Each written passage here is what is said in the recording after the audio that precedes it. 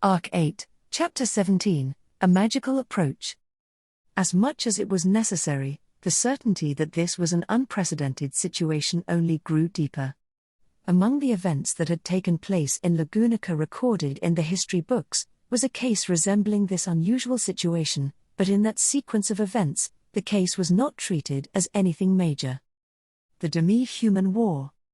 It was a mass-scale civil war that occurred in Lagunica's past, and much like the current situation, it was the only recorded instance in history where the dead rose as enemies. However, the main focus of the history books were more on the friction between the human and demi-human tribes, and the extraordinary attacks carried out as part of the civil war had not been recorded in detail. That was regrettable. Had the details of that time been recorded in more depth? I'm not gonna fall behind these guys. With a roar and a swing of his fist, a group of Imperial soldiers, each pallid in complexion, were blown away all at once. Riding off the energy that had been vigorously drawn up from the ground he firmly stepped on, he unleashed a blow with all of his might, one that was perhaps closer to a cleave than a punch. In quick succession he repeated the attack a second and third time, with each blow knocking down the enemy's formation. No, it was not anything impressive like a formation.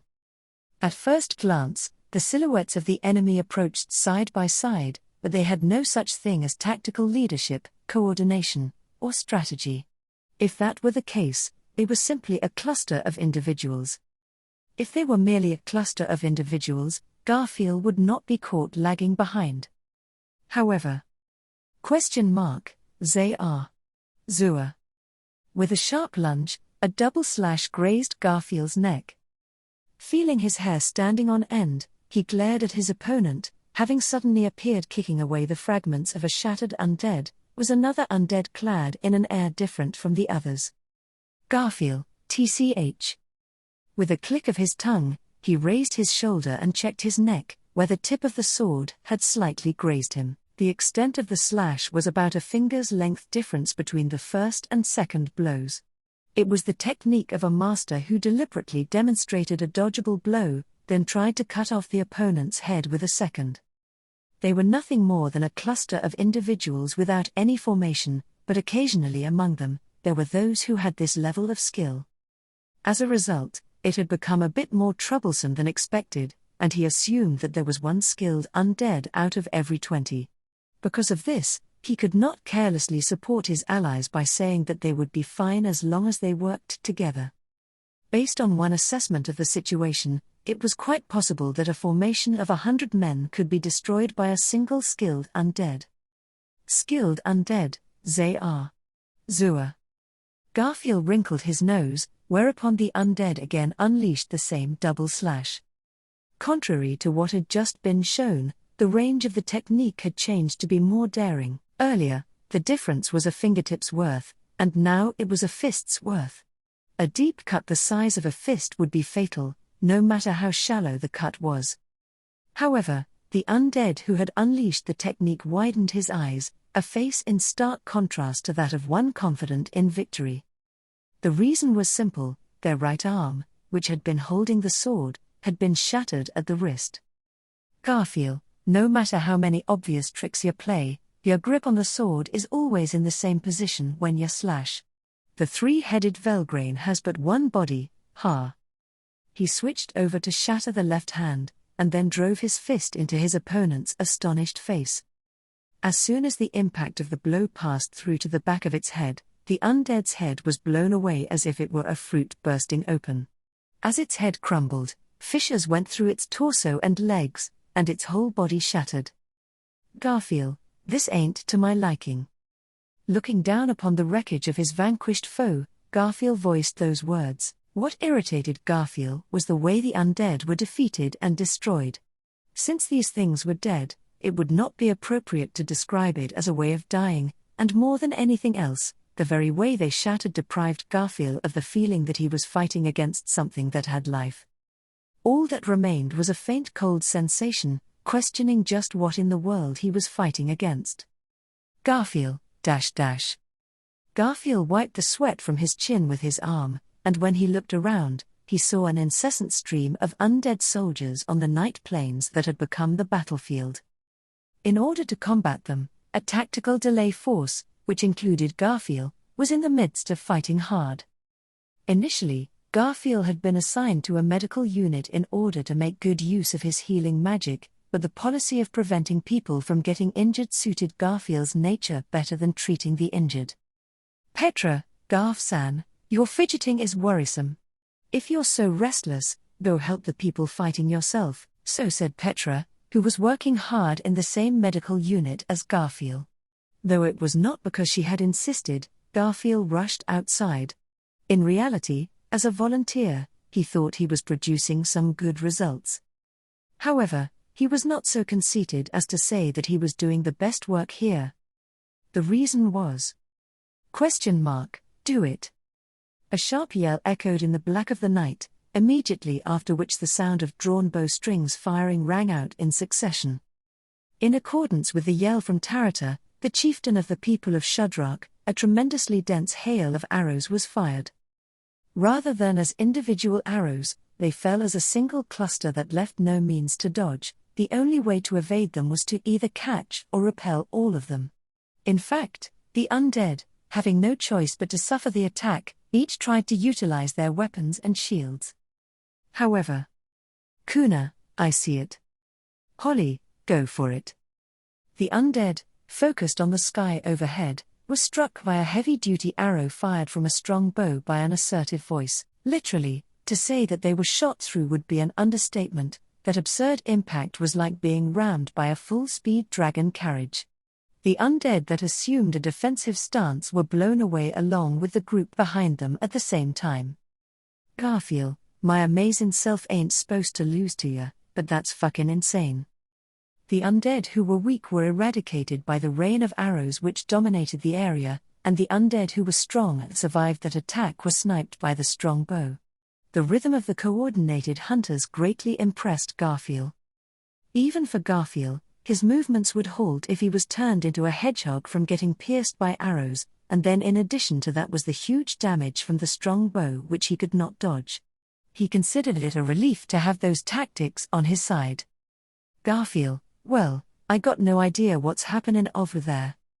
In contrast to the great strength of the Shudrak, another group won Garfield's admiration in a different way. They accompanied Subaru, who should have fought alone in the Empire. They were a group who all looked rough, the self-proclaimed Pleiades Battalion. Pleiades, let's go, let's go, let's go, let's go.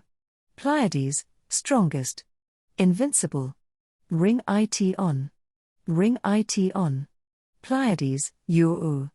They were abnormally loud in the midst of a nighttime battle, and Garfield's eye could not spot anyone as being exceptionally skilled in martial prowess. Of course, many of them seemed to have refined their techniques to the level of an imperial soldier, at any rate. It was hard to say if the majority of them were trained, but they were good at giving into their instincts and the way they raged about. But even so, they were strong. Already, the difference in physical strength was like an adult compared to a child. It's beautiful. Their strength is refreshing. A voice reached Garfield, who was staring at the way the Pleiades Battalion fought. When he turned his head, lined up next to him was a woman with dark brown skin and dyed red hair, Myzelda. Myzelda, who had a single wooden leg, wore a smile the color of blood towards the battalion's violent fighting style. "Garfield, I don't get it, but they have something to do with Captain. I do wonder what they're doing, but I ain't worried that it's bad." Myzelda, Captain. Subaru, is it? Emilia and the others, they put great faith in him. Garfield, faith? A word like that is an understatement. Captain's a man who gives back my amazing self's expectations and faith 100 times over. It was neither an exaggeration nor a bluff. From the bottom of his heart, Garfield held zero doubt in praising him in such a way. At Garfield's answer, the quality of Myzelda's smile changed. From a mask of war, to something that was somehow calmer and harbored a sense of understanding. "Myzelda, I also understand that feeling." In the lifeblood ritual and in all the subsequent battles, Subaru continued proving himself to us. He has the soul of a warrior. Though he may not have a good face for a man, he'd make a good husband for Tarata. Garfield, stop talking about his face. The captain also worries about the look in his eyes. Besides. My Zelda, besides. Garfield, no matter how charmed someone gets by Captain, there's someone that he's already decided to fall for. My Zelda, I see. That's right. Garfield rubbed his nose with his finger, and my Zelda nodded profoundly. He was unsure to what extent were her words a joke and to what extent were they genuine praise, but the fact that Subaru was also valued within this empire made Garfield proud. Wherever he was, Subaru involved the people around him and brought about great results. However, though Subaru could get on exceedingly well wherever he found himself, it was the wish of Garfield and the collective will of the entire camp to have him stay with them.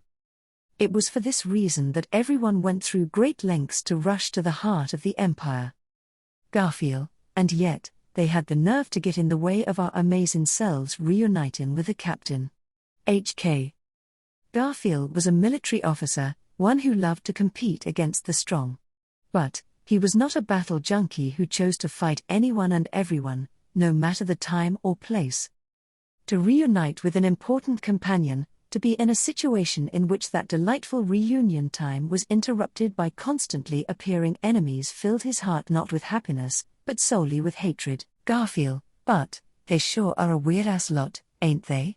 My Zelda, the dead coming back to life is unnatural. I understand what you're saying. Garfield, that ain't what I meant. My Zelda, dash. His fangs creaked as he bit them together. My Zelda raised an eyebrow at Garfield's mutter. In a purposeful response to her doubt, Garfield jerked his chin, directing his gaze towards a group of undead that were still being targeted by the Shudrak's arrows.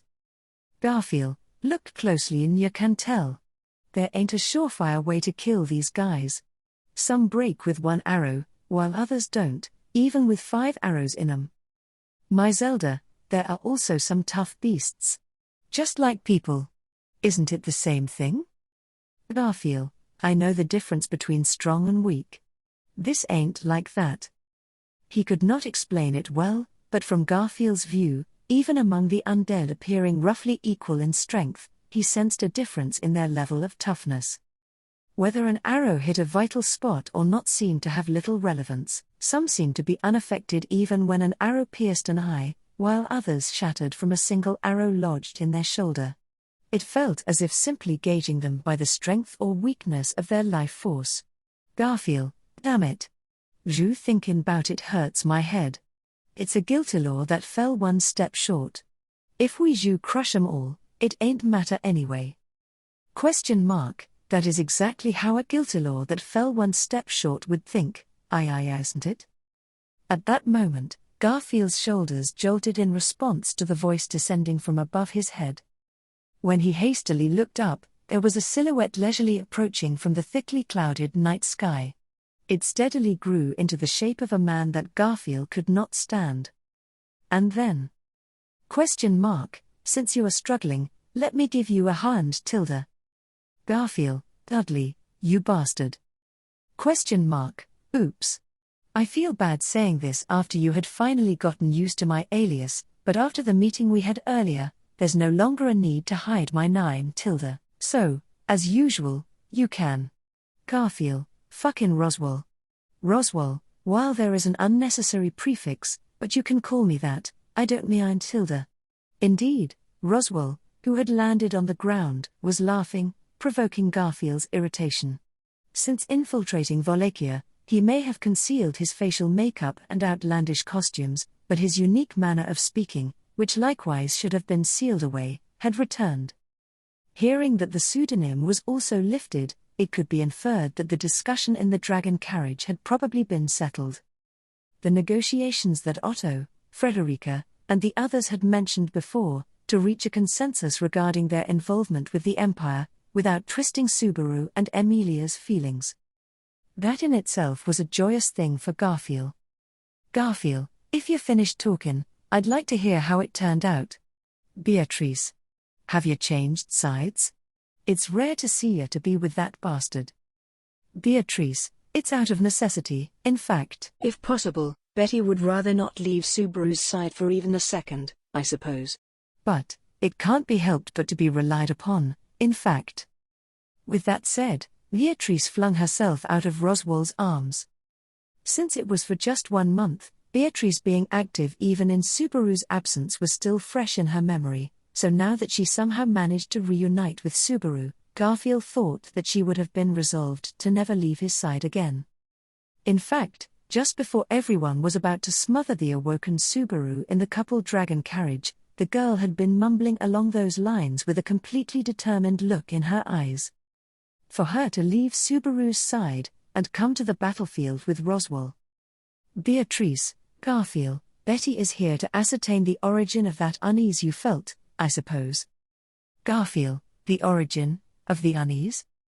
Roswaal, if you go into a battle without knowing your enemy, the results will amount to less than half of what you expected. You compensate for this by knowing your enemy.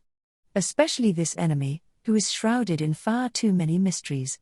After letting go of Beatrice, Roswaal swung his arms as if feeling somewhat lonely. At the words of those two, Garfield felt optimistic about the outcome of the conversation, and his fighting spirit surged. Even though the bearer of this message was the despised Roswaal.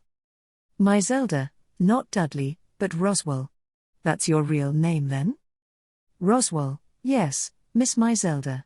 Due to certain reasons, I had to falsify my name. I do apologize. Not only I, but also Emilia Summer, who you knew as Emily Tilda, had to do the same Tilda. My Zelda, it was done by a man with a nice face. So you are forgiven. Beatrice, what an outrageous basis for a decision, in fact.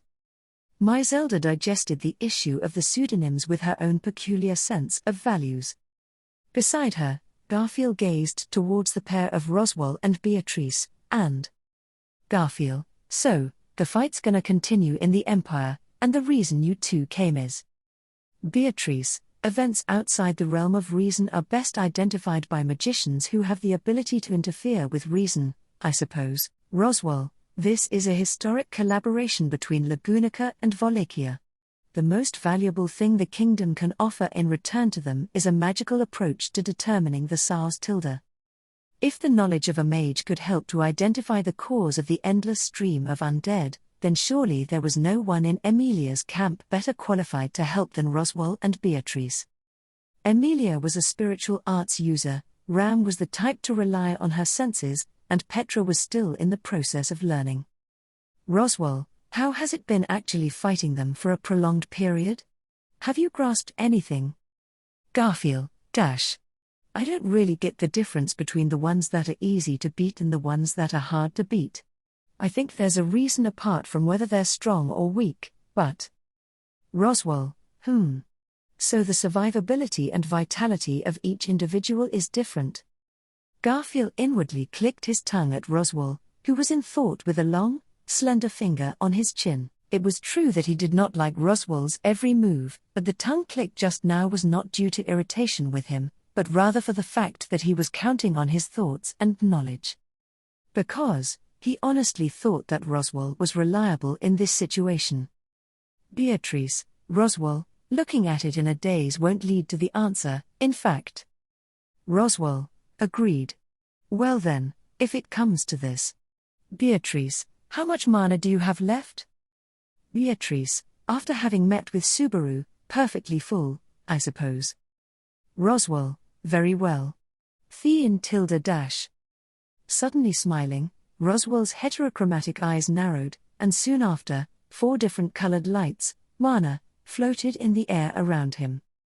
Roswaal snapped his fingers, and the 4 colored lights raced through the darkness of the night at arrow-like speeds, piercing into the distant group of undead, each light displaying their own powers. One of the undead burst into flames, and another was encased in ice.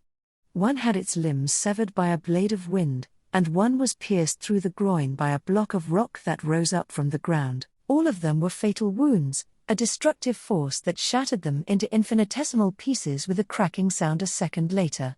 Garfield, and even my Zelda, raised their eyebrows slightly in surprise at the result. Roswaal, as it was reported, it's the fire attribute that works the most effectively. Wind did poorly, and earth is treated no differently than a physical strike. Freezing seems to be inefficient with its mana consumption. However, to Roswaal, the executor of the attack, it was not the fact that the undead were defeated, but rather how the strength of the attacks affected the defeated undead. And then, Beatrice had also begun the same examination, but in a different way than Roswaal. Beatrice, Vita. Beatrice held her hand up to the night sky, and her chanted magic meddled with the rain of arrows, which was released by the people of Shadrach, as the arrows tore through the sky. Innumerable arrows poured down upon the undead, their weight multiplied several times by the effects of Beatrice's yin magic that altered the weight of its target. The increase in their power could be gauged from the spectacular sound that came from each undead as they were pierced into the ground. Beatrice, as Garfield said, there is no explanation for why some zombies crumble, and others don't, even though the arrows are of different weights and have different power, in fact. Garfield, if you make all the arrows heavier, won't it be hard to tell the difference? Beatrice, don't think so lowly of Betty, I suppose. Instead of making all of the arrows the same weight, each arrow was tested differently, in fact. Beatrice appeared angry, puffing out her cheeks like a little girl, but her reply in an effort to not be treated like a fool was even more foolish. Garfield, as a person who could use magic, albeit specializing in healing magic, understood the precision of the magical manipulation that Beatrice was doing. One could see that what she had just done with magic was of equal difficulty to threading many needles at once without using one's hands. Moreover, Beatrice and Roswaal were. Roswaal, the cause of their crumbling is not the loss of their limbs. Some of them are still alive even after having their vitals gouged out. Although they are humanoid in appearance, it is better not to think of them as living creatures. Beatrice, it's not easy for anyone other than you to treat them like they're not living creatures when they're laughing, angry, and even talking, I suppose. Maybe it's contingent on the accumulation of a certain amount of damage, in fact. Roswaal, that's quite an insulting assessment. I've spent a lot of time with all of you, and I think I've regained a lot of my humanity. Some of them can be taken down with just one leg blown off. If it's a condition of damage accumulation, it doesn't add you up. Beatrice, it's a ridiculous argument to settle it as a simple difference in individual endurance, I suppose. Roswaal, what other reason could there be? The flow of mana is uniform. Beatrice, indeed, it is uniform. Wait, in fact, it's way too uniform, I suppose. While exchanging banter with each other, Roswaal and Beatrice's investigation of the enemy progressed. Surprisingly, as they discussed, the two of them checked the disposition of the undead who attacked them, using their respective areas of magical expertise. Fire, wind, and purple arrows raged, and the undead were unable to get close to the two as they fought back to back. Of course, Garfield and Myzelda also attacked the undead to keep them away, but even without them, Roswaal and Beatrice would not be deterred. Although he would not say it since Beatrice would absolutely hate it. Myzelda, those two couldn't be more in sync. Garfield, we absolutely can't let them hear that. As with Garfield's thoughts, Myzelda gave the exact same assessment. While showing off coordination that could only be described like that, Beatrice, unaware of what they were thinking, lowered her eyebrows and called out Roswaal. Beatrice, going to touch them just once, in fact, Roswaal, how reckless.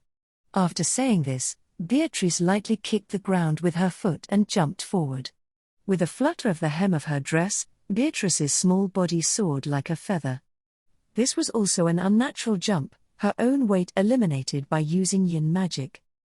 As it was, Beatrice was headed for a single undead who had its back to her. Sensing Beatrice's approach, it turned around to face her. Roswaal, she wailed. A moment later, the undead's right hand that held a sword was vaporized as it was about to strike Beatrice with it. Roswaal was pointing at the undead.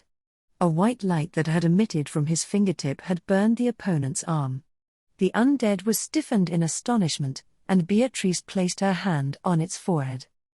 Then Beatrice's distinctive patterned eyes widened. Beatrice, as expected, I suppose. Beatrice grumbled as her body was pulled away by an arm around her slender waist. Holding Beatrice's body close, Roswaal exchanged places with her and delivered a sharp fist with the arm opposite the one holding her, shattering the undead's head before it could regain its composure. Roswaal, good grief, I'm the one who is going to get scolded by Subaru-kun. Beatrice, and it's Betty who will get all the praise from Subaru, in fact. It's restoration magic, I suppose. Roswaal, so that's the reason. Roswaal, who had complained about Beatrice's recklessness, closed his yellow eye at what he was told instead of an apology. The current interaction with the undead gave Beatrice some kind of certainty. It seemed that Roswaal understood this in a few words, but unfortunately, Garfield had no clue what it meant. Garfield, oi, I don't understand at all. Explain it in a way that even Emilia Summer could understand. Beatrice, essentially, Emilia and Garfield are about the same in terms of their comprehension, in fact. Now we know the structure of the zombies' bodies and the mechanism behind it, I suppose. Garfield, like I asked, what the hell does that mean? Garfield asked the question with gnashed teeth. Garfield was already aware of the existence of restoration magic. It was a magic that could restore damaged objects, and he heard that the best users could even restore burned books from ashes. However, it was said that there were few users, and that there were also noticeable shortcomings, such as the need for exquisite magical precision and the tendency for restored items to deteriorate in quality. And above all, life could never be restored. This was not restoration nor repair, but the forbidden realm of something like the sacrament of the immortal king that had been brought up a few times already. Roswaal, teacher chose mana for her vessels, and I chose blood for mine. But, this enemy chose earth for their vessels, are they not bothered if the contents overflow? Roswaal, covering his mouth, spoke of the revelation that Beatrice had given him. Even then, Garfield's understanding fell short of theirs, but he could intuit that it was a path that would lead to answers that were terribly disturbing and unpleasant even for Garfield. Disregarding Garfield, Roswaal looked at Beatrice with a grim expression on his face. Roswaal, Beatrice, this isn't the sacrament of the immortal king, right? Beatrice, the basis is the same, but the approach is different, in fact. For the sacrament of the immortal king, the vessel comes first, and the soul second, I suppose. However, as for these zombies, Roswaal, the soul comes first, and the vessel after. The body changes form to suit the soul. At Roswaal's comment, Beatrice nodded deeply.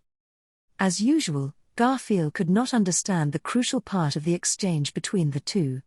Garfield, holding back his bitterness, suddenly could not believe his eyes. Garfield, .. Roswaal was there with an expression that reflected even more anguish on his face than Garfield did. He had never imagined he could have this contorted expression on his face. Nay, Garfield had hoped to punch him in the stomach someday, wanting to bring about an anguished face, but for a reason unrelated to Garfield's desire, Roswaal was in agony. With that agony reflected in his eyes, Roswaal opened his mouth. Roswaal, I think I might know who this enemy is. Garfield, for real? Then. Roswaal, but, wait. That can't be. After all, by my hand, she was. Gone was the composure he had just prior, and Roswaal's voice was filled with hesitation and doubt. At his demeanor of not stating things clearly, Garfield blinked and then immediately bared his teeth. If it had been Garfield himself, it was possible that some absurd idea would have popped up. However, it was Roswaal, not Garfield, who had come up with the thought. Garfield, bastard, this ain't the time to be uttering such weakness. Roswaal, .. Beatrice, Roswaal, clarify one thing, in fact. Garfield leaned forward as if wanting to grab Roswaal by the collar. However, before his hand could stretch out in aggression, Beatrice's voice struck the silent Roswaal. Beatrice fixed her eyes on Roswaal, and after waiting for him to meet her gaze. Beatrice, the cause of your hesitation, is it related to Mother, I suppose? Roswaal, am I that easy to read? Beatrice, only matters related to mother can upset you so much, in fact, also, more recently, about Ram, I suppose.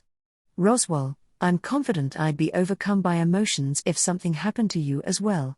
With that, Roswaal, who had responded with a wry smile, closed his eyes firmly and tightened his cheeks. Then, having pushed aside the hesitation and weakness from before, he opened his eyes and nodded. Roswaal, Beatrice's observation is correct. The mechanism by which the zombies are revived without the original corpse is an application of restoration magic. The prerequisite for this is the invocation of the soul, which is an application of the sacrament of the immortal king. Beatrice, both restoration magic and the sacrament of the immortal king aren't the kind of techniques that can be used immediately upon understanding the theory. In fact, to begin with, given the feat of combining such fundamentally different types of magic, it can't be said that there are even a handful of geniuses who can do it, I suppose. Those who could do it would be Roswaal, of teacher's lineage. However, it cannot be teacher. Therefore, the teacher that Roswaal spoke of and the mother that Beatrice spoke of were the same person, and by no means could it be said that that person was completely unrelated to Garfield. Although it could be confusing because there were multiple people with the same name, when he heard that the name of that which was involved, Garfield immediately understood.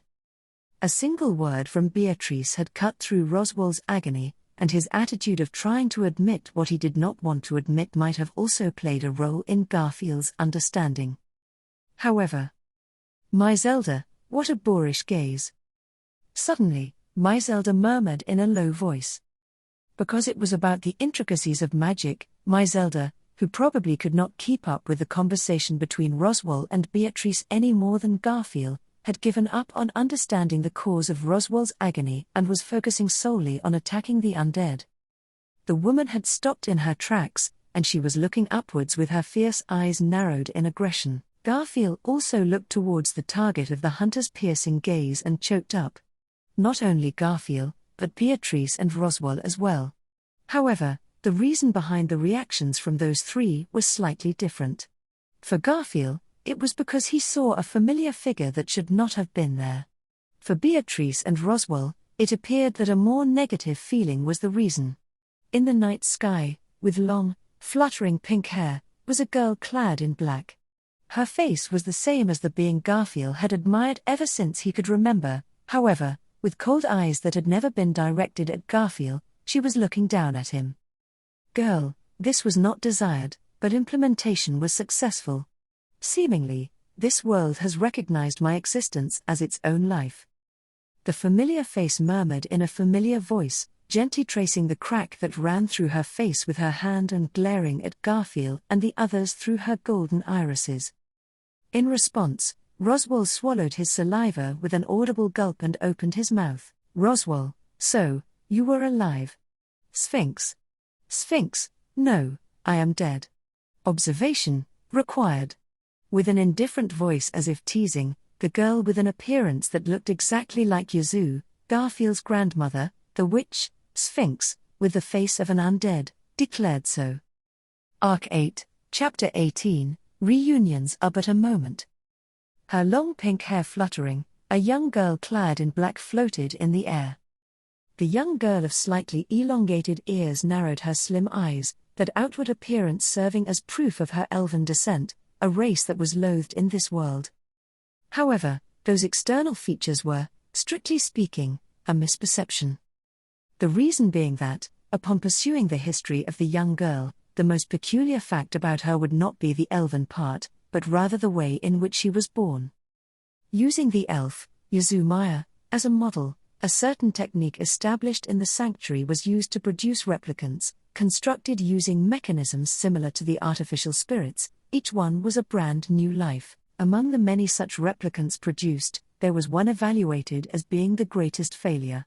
That had betrayed the intentions of the witch who had devised the technique and utilized the mechanisms, resulting in a large number of victims, and it was engraved into the history of the kingdom as a major catastrophe. The artificial monster created as a result of Echidna, the witch of greed, failing to replicate her own existence, That was Sphinx. Roswaal, At the sight of the enemy floating in the night sky above him, Roswaal gasped. The unexpected encounter with an enemy that should not exist brought no small shock to his psyche. No, let it be recognized without any pretenses. It had been an utterly crushing blow, quite capable of causing Roswaal's heart to fissure. This was a reunion that should not have been possible. Regarding the monster overhead, the one who was most cognizant of its existence was Roswaal. Indeed, he had actually faced Sphinx when she was wreaking havoc in the demi-human war. Back then, the monster's life should have been crushed by the fist of that generation's Roswaal. And yet, Sphinx, absence of 4 limbs, negative. Regarding memory, intact up to just prior. My form is anchored in an unintended state. Self-awareness is troublesome, is it not? Countermeasures, required. While stretching out her arms in midair, Sphinx muttered in a quiet voice. Her golden irises and pale skin drained of color unmistakably those of the undead, but she also possessed a stronger sense of self than any of the undead that Roswaal and the others had encountered thus far. The presence of memories and sense of self from their lifetime, deciphering the degree to which that element varied between undead individuals was the reason why Roswaal and the others had come here, but it was a mistake. A mistake that spanned around 40 years, at that. Sphinx's survival was a major blow to Roswaal, but what he lamented even more was that Beatrice and Garfield were also present here. He should have never allowed them to meet. Regardless of Sphinx's true identity, for the enemy to have that appearance, an appearance which both Beatrice and Garfield had emotional attachments to, he should have absolutely never allowed them to meet. Hiding that regret behind a blink of his eyes, Roswaal clad his heart in armor, and without taking his gaze off Sphinx. Roswaal, Garfield, you must not rush ahead. Garfield, Beatrice, get behind me. Beatrice, Roswaal, calm down, in fact. All 3 simultaneously raised their voices towards another, and a moment of silence ensued. If each of them had called out to the one they thought would be the most emotional, then all of them must have dealt with the initial shock, and were now thinking ahead. The exploration of the perceptions from Beatrice and Garfield were postponed. My Zelda, not only can it speak, it has a different air about it. That undead is special, right? Unlike Roswaal and the others, my Zelda, who had no reason to stiffen, narrowed her eyes, drawing back his chin at her words. Before Beatrice or Garfield could hurl some words at Sphinx, Roswaal opened his mouth. Roswaal, I find it hard to believe, but have you been surviving as an undead ever since the demi-human war? Sphinx, I sense a slight discrepancy in that phrasing. If the term undead is adequate, would the term surviving not be unsuitable? Roswaal, I see. You have no intention of answering the question. As always, you tend to get on people's nerves. Sphinx, the form of your question was improper, I merely pointed it out. It was a reply that was nothing short of vexing, and yet, Sphinx's expression showed no change. From the very beginning, the girl was a monster without any semblance of emotion, so by becoming an undead, she had also lost what could be called the warmth of a heart. To be precise, it could be described as the coldness of a lifeless body. But, the moment she took on that undead body, the sense of unease that Roswaal felt was unbearable. This was employing the same mechanisms as the technique of producing replicants devised by the Witch of Greed, Echidna, as well as the artificial spirits, whose bodies were constructed using mana. There were also the improvements that had been made to the sacrament of the immortal king, which he and Beatrice had hastily deciphered earlier. Clearly, this monster had become an existence more dangerous than ever before. Garfield, bastard, what the hell even are ya, oi? Perhaps frustrated upon seeing the lack of progress in Roswaal's exchange, Garfield interjected. The boy, his sharp canines clattering, and emerald-green eyes brimming with indignation. Garfield, I know there's others who look and speak like Nana. But you see, I know everyone who has Nana's face by name, and exactly where they're at. Sphinx, Garfield, so what the fuck are ya? Garfield was talking about Yazoo, the grandmother he loved dearly, and the replicants, who had the same manner of birth as her but lacked a sense of self due to not being assigned a role. Even those replicants were given names, and the Yazoos who lived independently were now in charge of their education, hoping that one day they could be entrusted with carrying out the camp's duties. Anyhow, it seemed that through Garfield's intuition, he discerned that Sphinx was not one of those, but rather, another that had been born in the same manner.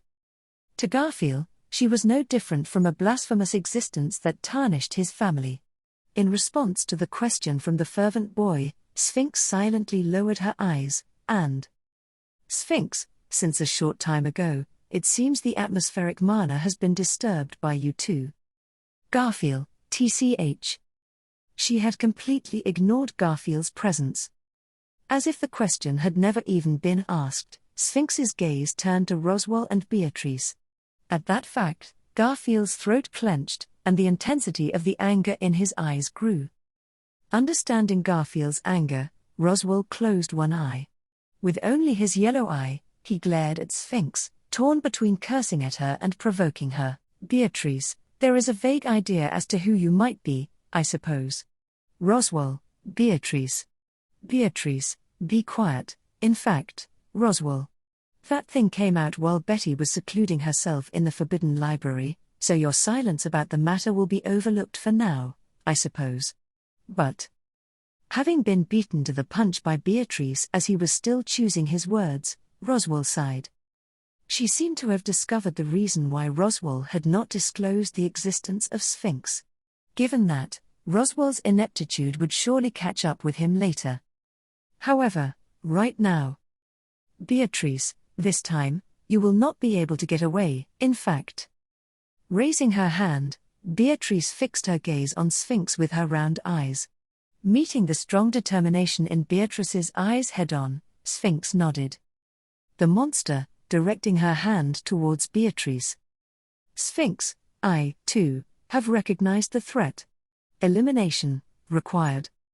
With that, in the moment where words that should never have been spoken were voiced, the emotion in both Beatrice's and Sphinx's eyes slightly intensified. Roswaal, please die. Faster than anyone, the inferno of the magic unleashed by Roswaal signaled the commencement of the battle. Stopping in the corridor of the coupled dragon carriage, Subaru glanced out the window with a sudden uneasiness. The dim night sky stretched across the Empire's plains, and praying for the safety of the little girl who had been sent there yonder, he placed his hand over his chest, and felt the faint beating of his heart. Emilia, Subaru, are you all right? And, noticing that state of Subaru's, Emilia called out to him from beside. Emilia narrowed her beautiful amethyst eyes as she gazed at him, and Subaru raised his hand saying, "Yeah, I'm okay." The discussions between the Emilia camp, the leaders of the Wallachian Empire, and the Kararagai emissaries had come to a close, and experts were now exchanging ideas within numerical areas, such as calculating military potential and securing logistics. He could be useful if a strategic breakthrough was required, but when it came to the pragmatic management of such a large number of people, Subaru could not help but feel that he lacked in ability. Subaru, even in the Pleiades battalion, that was left to Gustav, San and Idra. Emilia, yeah, I also know how Subaru feels. Honestly, I would like to be useful in these kinds of discussions. But I'd only be holding Otto-kun back. Subaru, rather, there's gotta be something wrong with Ram and Otto who'll stay back there and participate in such an intense discussion. Regardless of Nay Summer, I think that guy has lost the ability to feel fear. Emilia, geez, no matter how you put it, you're exaggerating. Otto-kun is working really hard for us. Emilia puffed up her cheeks at Subaru's evaluation of the camp's all-too-reliable internal affairs officer. In this calm setting, as he faced Emilia, the joy of having been able to reunite with her, and the fact that she was still just as perfect for him as always, made his heart restless. Seeing her every morning made his heart flutter, but after such a long time, the impact was tremendous. Subaru, how I wish I could fill my heart with praise for Emilia Tan's adorableness today, but... Emilia, Beatrice and Roswaal, you're worried about them, right? Subaru, for my sake, Biko might be working herself too hard. When she correctly guessed why he had looked out the window into the sky beyond, Subaru gave a wry smile. Though he had said it jokingly, it was no surprise that he had been greatly concerned. In reality, Beatrice had indeed departed with heavy breathing for Subaru's sake. Cooperation with Roswaal, with whom she had complicated feelings, was another of his worries. Beatrice and Roswaal, who had been brought up in the conversation, had left the coupled dragon carriage and converged with a group performing a tactical delay on the enemy forces, and were conducting inspection of them. That inspection was, precisely speaking, to ascertain the characteristics of the undead. Subaru, as a matter of fact, they'll see if the zombies are being resurrected using the sacrament of the immortal king that we've heard so much about, or if it's actually using magic. Emilia, Wallachia seems to have fewer magic users than Lagunica, so I'm sure there are things that only the well-versed Beatrice and Roswaal would notice. If they can explain what they find to Abel and his group, I think it'll help. Upon having said that, Emilia tilted her head slightly. Emilia, honestly, I wish I could have been helpful too. But, I'm not really knowledgeable in magic. I always just use it while saying hiya. After all. Subaru, that's because Emilia Tan is more of an intuitive person, you know. Your needs are different from the bookworm Biko or the otaku-type Roswaal. There are scenes where you really shine, so it'll be all right. In fact, in my eyes, you're always shining like the evening star. Emilia, sorry, I've got no idea what you're talking about. He had tried to encourage Emilia, who was frustrated at not being able to help Beatrice and Roswaal, but his words came up short. Nevertheless, it was fortuitous that Emilia and he were able to share their concerns in this way and not burden themselves with them. To begin with, Beatrice and Roswaal were not the only ones Subaru was concerned about. He was worried about Garfield, as well as everyone else from the Pleiades battalion, who were all fighting in the same place. Among the members of the battalion, only Tanza had remained on the coupled dragon carriages, while the rest of the members had temporarily disembarked and arranged to join the tactical delay force. The members of the battalion were his comrades, who up until now, had all become one to overcome fierce battles. Including Cecilus, who for some reason had still not converged with them no matter how much time had passed, Subaru trusted all of them. Subaru, but even so, worrying is worrying tilde. Please, everyone, don't be too reckless or get too carried away. And so Subaru put his hands together in prayer. Subaru, Emilia Summer, so this is where you were. Emilia, Julius. The door that separated the aisle was opened, and Emilia raised her eyebrows at the handsome man who appeared from the other side of the door. Just as she had called, there appeared Julius, wearing a knight's sword over his traditional Japanese outfit. After doing a small bow, he went right up to Subaru and Emilia, who were standing along the corridor, and then relaxed his lips, which had been somewhat stiff just a few moments prior. Julius, back there, I was unable to exchange many words with you. Subaru, yeah. I caused you, Anastasia-san, and Echidna all to worry. Really, thank you for coming all the way out here to find me. Julius, how surprising. As soon as Subaru sincerely expressed gratitude to Julius and Anastasia for their efforts, Julius raised his eyebrows slightly in earnest, and Julius, to think that you would so honestly express your gratitude. Perhaps it is because you are younger in age, and your stubbornness has been lessened in a way that is appropriate to your appearance? Subaru, shut it. There might be harm in that, but I'd at least say thank you even if I hadn't shrunk. Just where do you think we even are? It's hell. Emilia, it's Wallachia, not hell, right? Putting it like that is inconsiderate towards Abel and the others from the Empire. Subaru, oh, really? The majority of why I feel like this country is hell is because of the way that guy does things, so don't I have the right to offend him? Of course, he thought that Abel had his own perspective, and it was not difficult to imagine that he went through trial and error trying to manage the Empire effectively in his own way. But, since the result of that was the agony that Subaru had experienced, he should have the right to say at least this much. Emilia seemed at a loss as to what to say to Subaru's complaints, and she must have felt, in no small part, that she could not deny what Subaru had to say. Julius, on the other hand, while stroking the scar around his eye with his finger in response to Subaru's scathing remarks. Julius, I thought this during the meeting earlier, but Subaru, what is your relationship with His Excellency the Emperor Vincent? Your language just now, it was far too excessive. Subaru, if you say that was disrespectful, you'd faint if you found out what I did to that guy. I'll say this now, but I'm not acting out because I have special privileges as a kid. In fact, the reason I'm like this is because that guy wasn't able to keep the reins on that old man. Julius, I am fearful to even imagine. Emilia Summer, have you any details about what happened? Emilia, yeah. You're talking about how Subaru and Abel are really a lot closer than expected, right? At first I was worried if the two of them would get along. But honestly, Subaru makes friends very quickly.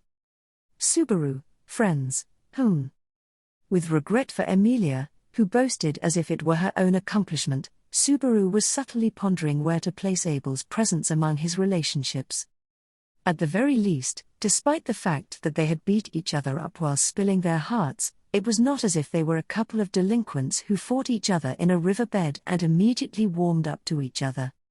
Julius, Subaru, have you decided on whether you think of me as your friend? Subaru, huh? Well, that's, I guess so. I used to think it was questionable, but for the time being, we crossed the sand sea together, so we're good, I think. I think we're good, Julius, I see, that is a relief. This is the second best thing to hear after the report that you, Emilia Summer, and the others were all safe. With an exaggerated joke, Julius's doubts were resolved for the time being. However, that was only the start of things considering Subaru's current situation, which at a glance was obvious to anyone. Subaru's biggest problem had not yet been solved. Julius, Subaru, about your body. Subaru, the old shinobi did it to me. You should also give it a try. I'd like to see it. Julius, I will refrain. I do not really want to face my younger self. Rather, someone like Anastasia Summer or Emilia Summer would have been quite adorable when they were children. Subaru, Emilia Tan's younger self. Oh yeah. Why didn't I think of that? Emilia, me? I don't know. I had seen my younger self in the sanctuary, and I think the current Subaru and Beatrice are cuter. Emilia, who did not rate herself highly, would say as much, but there was no way that could be true, since the grown-up Emilia was this beautiful, she must have been a beautiful little girl even when she was young. That was, she might have been evenly matched with Beatrice. Julius, nevertheless, hearing you speak like that, I am relieved. It seems the path to returning you to normal has already been set. With Julius's words, Emilia also nodded, saying that's right. Being taller than Subaru, she placed her hand on his shoulder from behind and Emilia, the old man who made Subaru tiny, also seems to be one of Abel's allies. Right now he's out there fighting the zombies, so when he comes back, we'll have to ask him to return Subaru back to normal. And then Subaru, actually, there's something I need to tell you about that. Emilia, Feeling slightly uncomfortable, Subaru glanced back at Emilia, who was standing directly behind him. Emilia, who was resting her hand on Subaru's shoulder, widened her eyes at his words. Julius, who was facing him, also furrowed his brows. Subaru, while scratching his own cheek with a finger, said, Subaru, I plan on not returning to my original size even after Albert-san returns. I think it'll be more convenient to stay in this small form for the time being. Emilia, why? Could it be because a child's body needs less food to eat? If that's the case, I can share my side dishes with you. Subaru, your concern is incredibly cute, but it's not that. Shaking his head, Subaru gently dismissed Emilia's assumption. In response to Subaru's reply, Julius wore a serious expression, narrowing his yellow eyes. Julius, It is you after all. So it must be something you think is necessary. Subaru, I haven't introduced them to you or Anastasia-san, but I became comrades with some people from Wallachia, the members of the Pleiades battalion. Julius, Pleiades.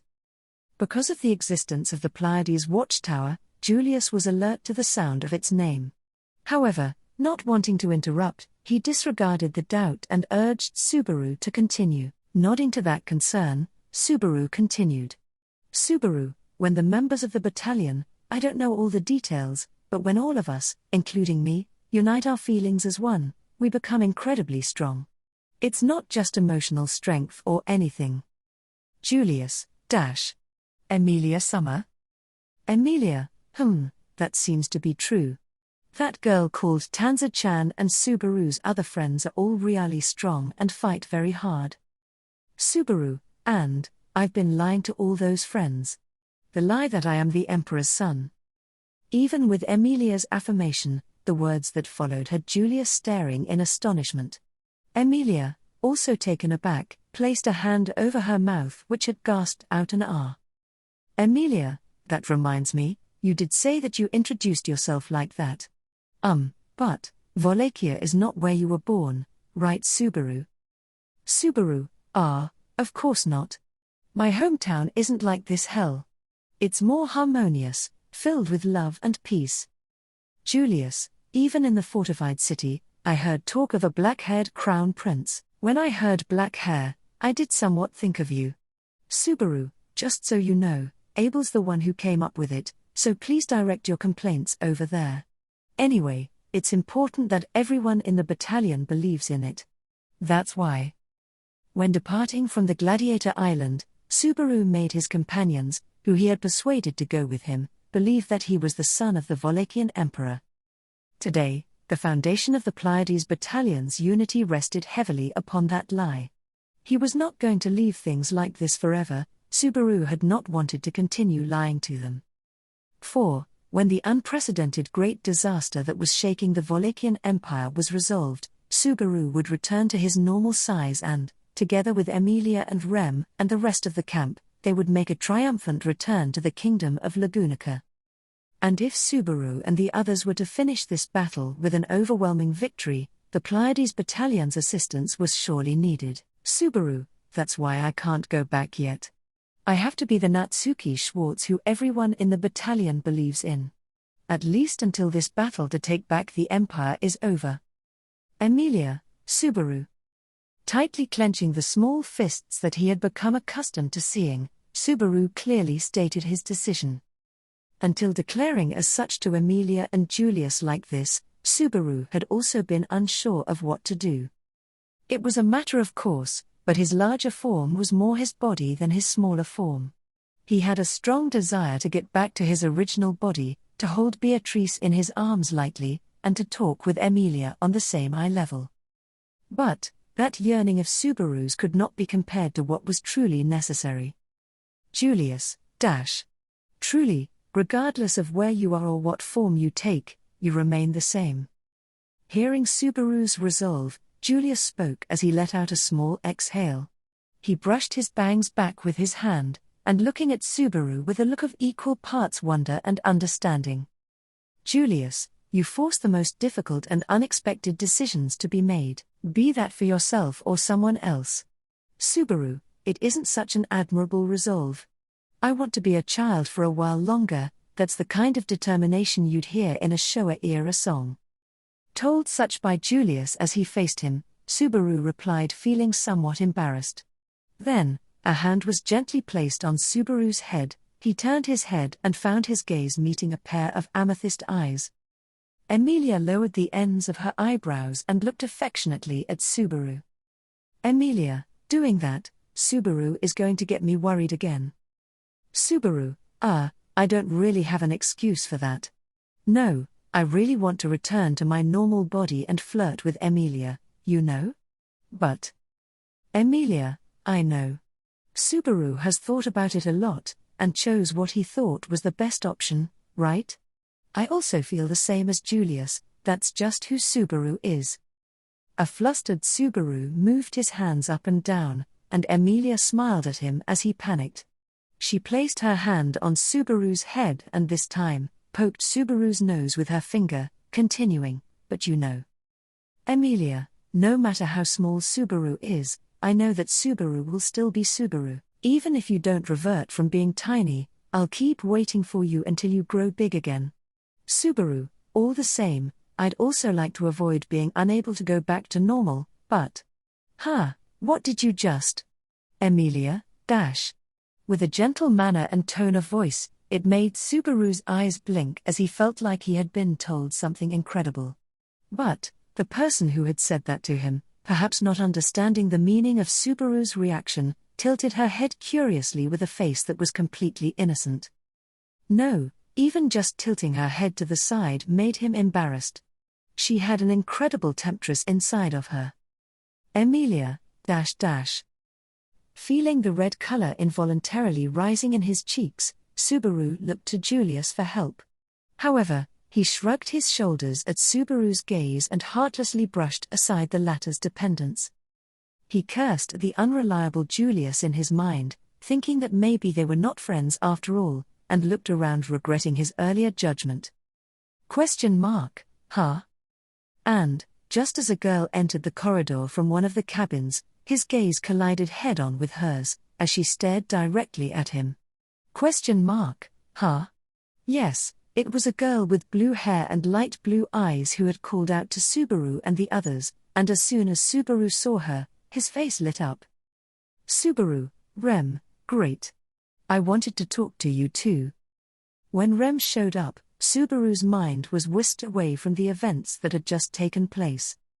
Subaru, who had lost consciousness after the trouble in the capital with Emilia, Beatrice, and others, had not had the time to talk with Rem. After the confrontation with Abel and telling Katya what needed to be said, Subaru left her in Rem's hands and went straight to discussions.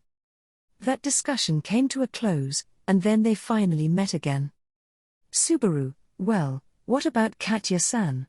Has she calmed down? Rem, dash. Because the circumstances are what they are, that won't happen so easily. However, she has now tired out herself crying and has fallen asleep, so her brother is looking after her by her side. Subaru, I see. Oh, yeah. I'm sorry to entrust you with such a difficult role, Rem. I did it because I wanted to do it. By the way. Responding to Subaru in front of her, Rem's tone of voice lowered slightly. Subaru tilted his head and wondered what was going on. But before Rem could speak a word. Julius, Miss Rem, you are awake. Yes, Julius, surprised by Rem's presence, was quicker to speak up. His eyes widened, and his voice burst with honest surprise and joy, and Subaru nodded with a "that's right." Subaru, my bad. I should have told you, Anastasia-san, and Echidna. Rem woke up after we got separated from everyone else. But, Julius, I have no recollection of Miss Rem. So her circumstances are the same as mine? Subaru, not only that, but she's in a hybrid situation similar to Crush-san. Julius, then, she has no memories? Julius's shapely brow furrowed at Subaru's explanation. He quickly realized that it was not a situation to rejoice openly, and seemed to be at a loss as to what to say. But once he closed his eyelids, upon opening them, he regained his fearless expression. Julius, Miss Rem, I apologize for the unexpected manner in which I addressed you. I am Julius Ducalius. And I am a knight in the service of a certain person and a friend of Subaru. Rem, you are his friend. Subaru, the emphasis on that makes me want to protest, but yes. He's one of them. One of the people who helped me a lot when you wouldn't wake up, Rem. Rem, that is. Rem raised her eyebrows in surprise when she was told of his relationship with Julius, who bowed graciously. Taking a moment to pause in surprise, Rem also bowed her head in response. Rem, thank you for your concern. I can't say I'm at full strength yet, but for the time being, I am able to stand and walk on my own feet just fine. Julius, that makes it all the better. For yourself and for everyone around you who was thinking of you. Rem, yes. It was tempting for Subaru to swear at him, as usual, for his carefree and thoughtful way of speaking, but in front of Rem, who had put her hand on her chest and nodded softly, it was impossible to say such a reproachful thing. Anyway, he was glad to be able to tell Julius that Rem was now awake. Later, he would have to tell Anastasia and the others. Subaru, but I'm really glad that Anastasia-san and the others came to the Empire so that I could see Rem like this. You guys were also worried about us. Julius, yes. Anastasia-sama was also deeply concerned.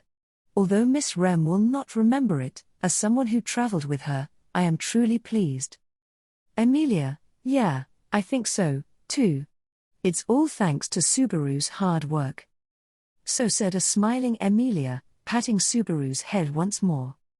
Because of the height difference, it was easy for her to pet him, but being petted like this over and over again made him feel like a child, and it was very frustrating. It felt very good, but his manly heart did not want to allow Emilia to treat him like a child.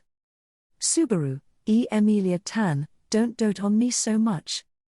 Emilia, I think you're cute, but I'm not trying to be overly affectionate, you know? I think Subaru is splendid, as expected of my knight. Rem, huh?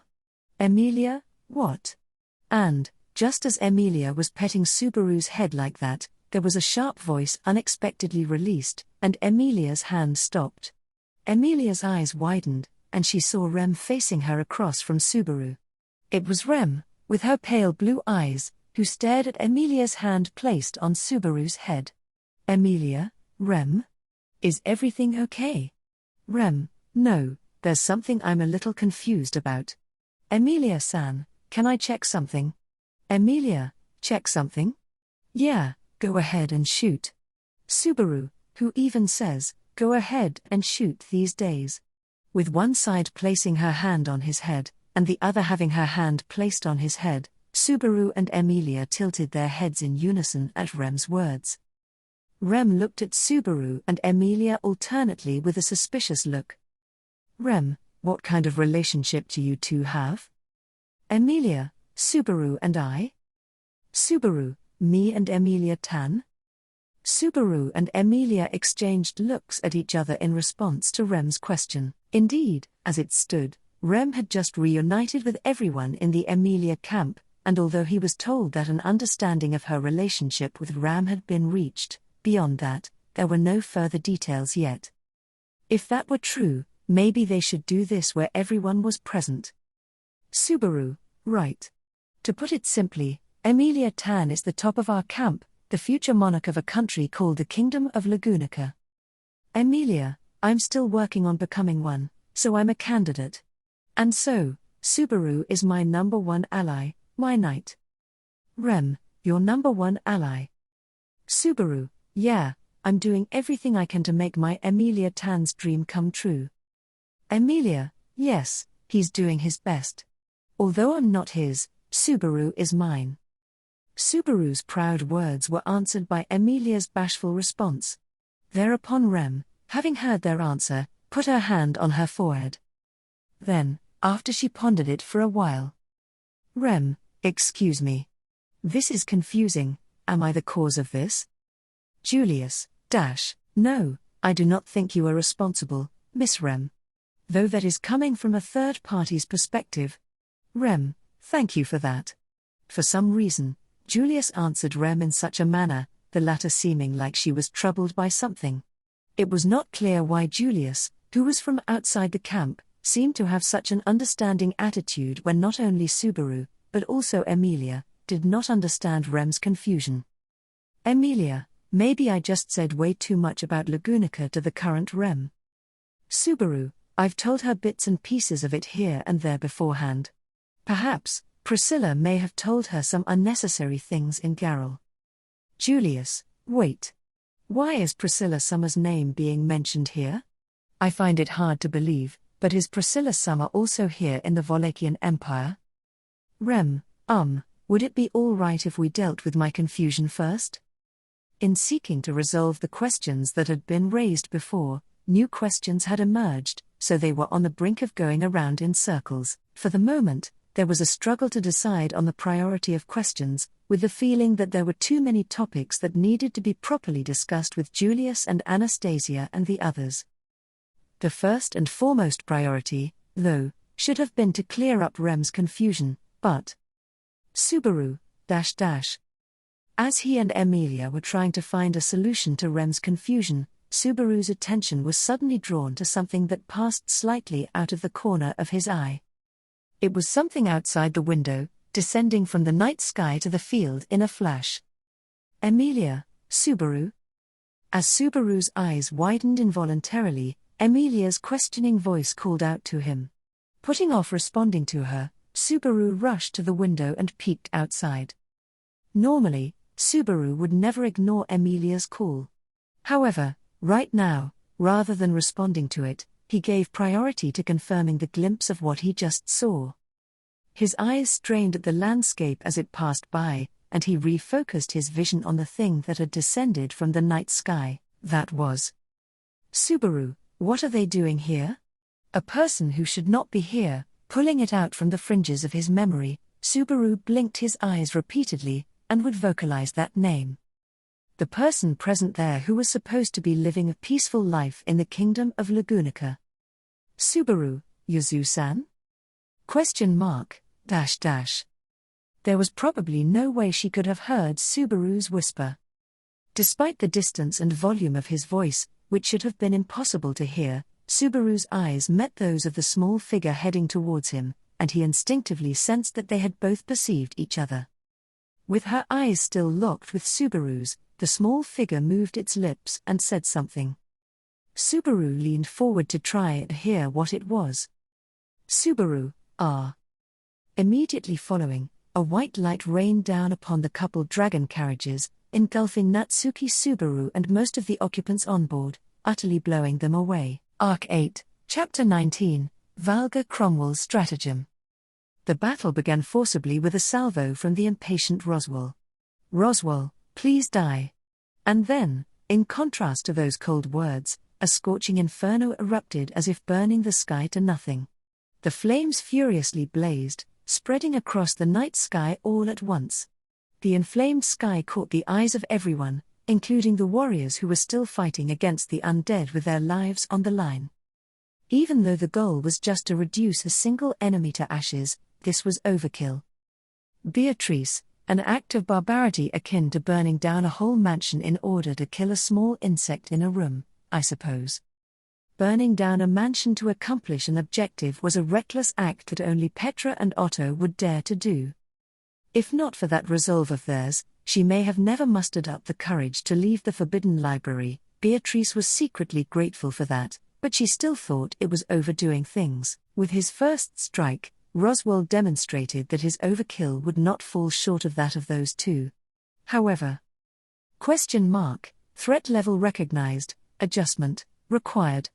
After evading through the air to escape from the burning night sky, the enemy, Sphinx, was still going strong. Even though they had gone through the trouble of burning down the mansion, it would be meaningless if the small insect that had been targeted were to escape. In this case, it seemed like Roswaal had only scorched the sky and startled everyone around without achieving anything. If only Roswaal was the only person present here. Beatrice, El Mignard. With her pink hair fluttering as she soared freely through the sky, Sphinx had been floating in the path of shimmering deep purple flashes that had suddenly appeared. It was the pinnacle of magic that had the power to freeze the time of the target and shatter it. It was a deadly attack that had already been verified to be the most effective against the undead. Beatrice, it is not good that no one except Subaru and Betty can cultivate yin magic. In fact, against an army of undead, there would have been nothing to fear with a full lineup of yin magic users. Even Beatrice, who had lived such a long time, had never witnessed a scene where more than 10 yin magic users were all assembled in one place, so she knew it would be an impossible proposition. With such useless thoughts, Beatrice preemptively killed all hesitation within herself.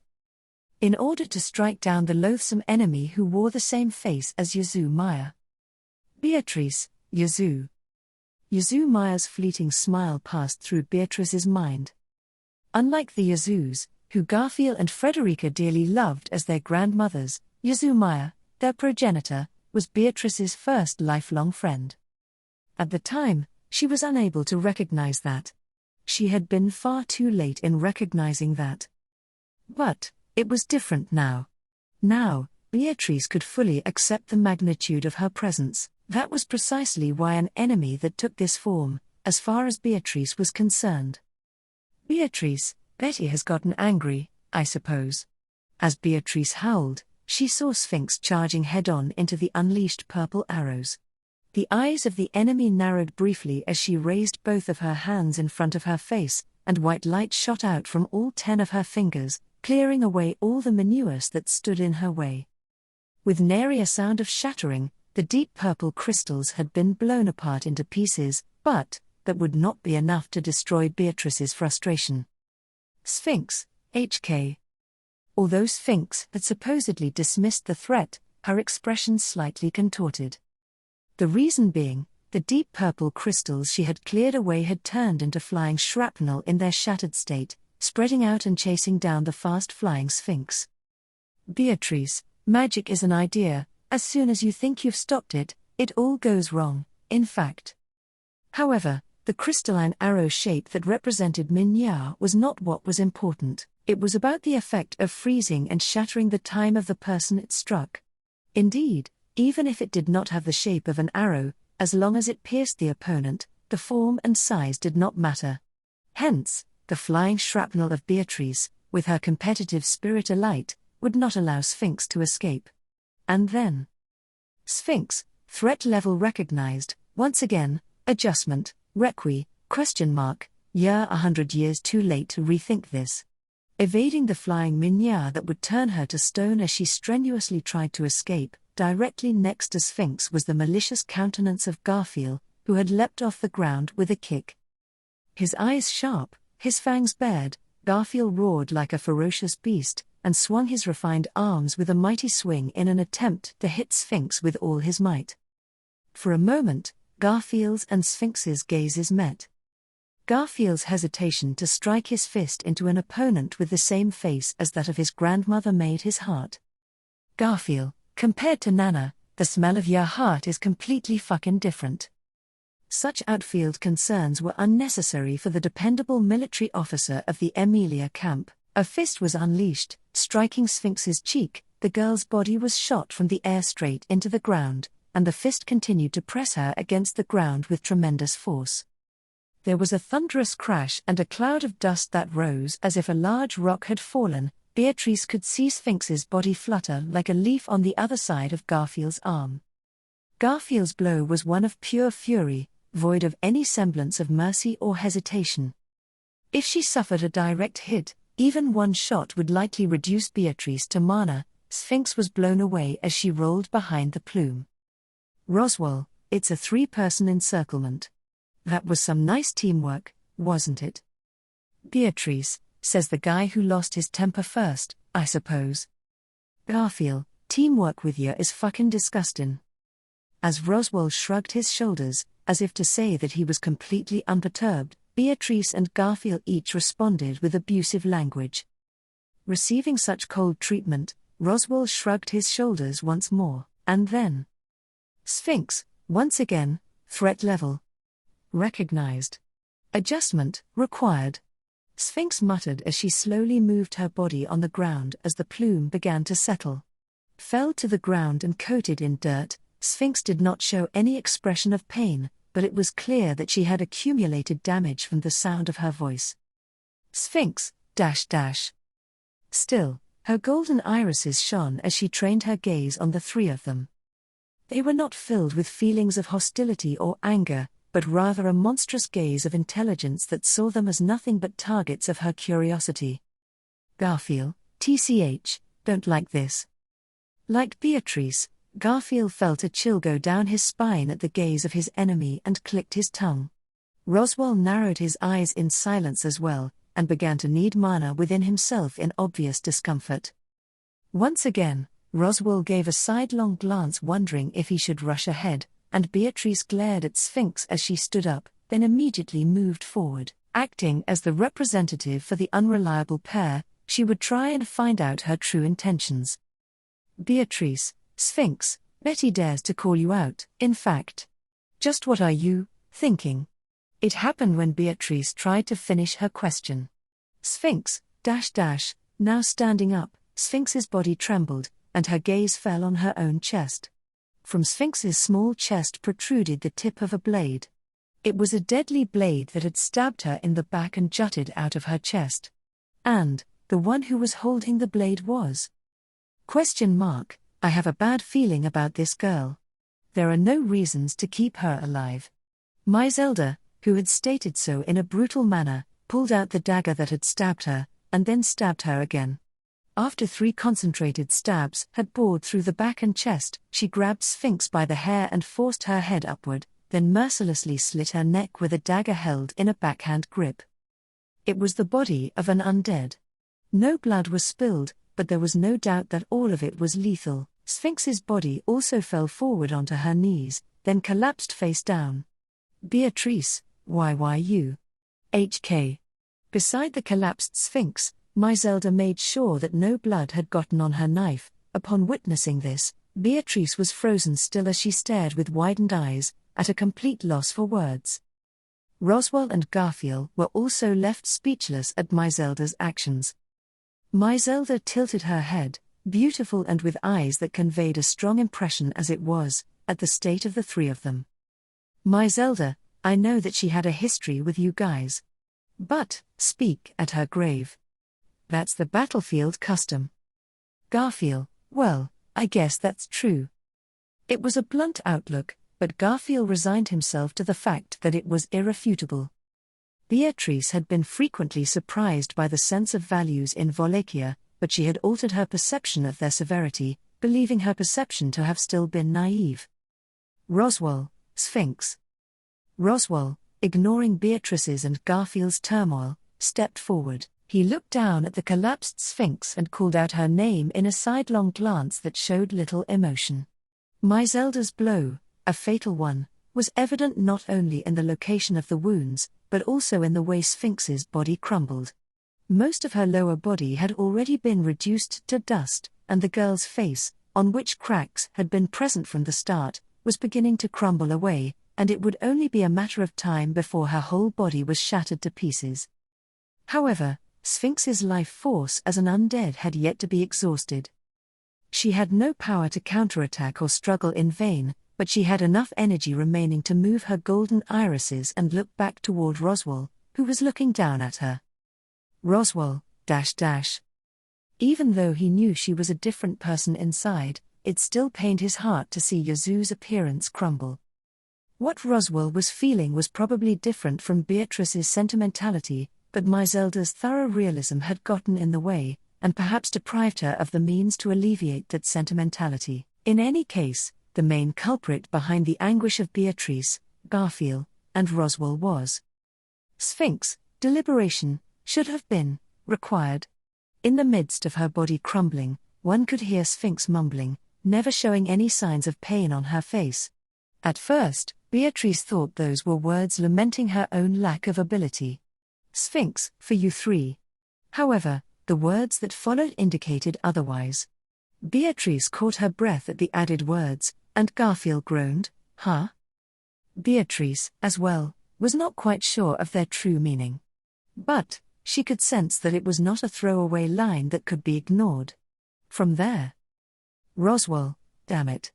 Roswaal looked up as if he had been played. He had a look of impatience and remorse on his face, and turned around toward the rear. Back behind, to the sky he had flown through with Beatrice, towards the coupled dragon carriages that were still advancing forward. Likewise, drawn in by Roswaal's unease, Beatrice also turned to face there. Then, while she was struck by the turmoil in her own small chest. Beatrice, Subaru. So she had called out his name. An instant, yes, everything happened in an instant. Having taken notice of something out of place, immediately after he vocalized his doubts, everything was engulfed by a white light. Emilia, who was by his side, Rem, and even Julius, none of them were given a chance to react. Naturally, Subaru was also unable to do anything as the white light swallowed everything up and vanished. Natsuki Subaru immediately intuited what that meant. That his life had been expended, and return by death had been invoked. As proof of that. I love you. As if to say that she, having found him once, would never let him go again, he heard the whisper of her voice. Rem, would it be all right if we dealt with my confusion first? The moment that he heard that voice, filled with equal parts astonishment and exhaustion along with a tinge of irritation, Subaru flipped on the ready-go switch inside of him. Subaru, verifying his footing and the situation around him, he discerned the specific moment from the faces that were present. The scene was in a corridor of the coupled dragon carriages, when Rem had joined in on the conversation he was having with Emilia and Julius. From the flow of the conversation, Subaru's last remark was perhaps, Priscilla may have told her some unnecessary things in Garrel, which was made in deliberation over Rem's state. Towards the front of the coupled dragon carriages, Abel, Otto, and some others were working through the details regarding military potential. Beatrice had been sent off quite far away together with Roswaal, and they were taking an approach from a magical perspective in order to find means to counter the undead. The two were headed to the place where Garfield and the people of Shudrak were fighting hard, alongside all the members of the Pleiades battalion who should have also been there. The feeling akin to a prayer for nobody to get seriously injured, along with the faith that if it was them, they would be all right, caused his heart to feel obstreperous. With that, having flipped the switch, Subaru ran through everything up to that point in an instant. Emilia, Subaru? In a surprised voice, Emilia called out Subaru's name. For a moment, her eyes must have caught the rapid movement of Subaru's eyes darting round and round. Once before, after having seen Subaru in the same state, Tanza had pointed it out. Tanza, Schwartz-Summer's eyes were darting around all over the place.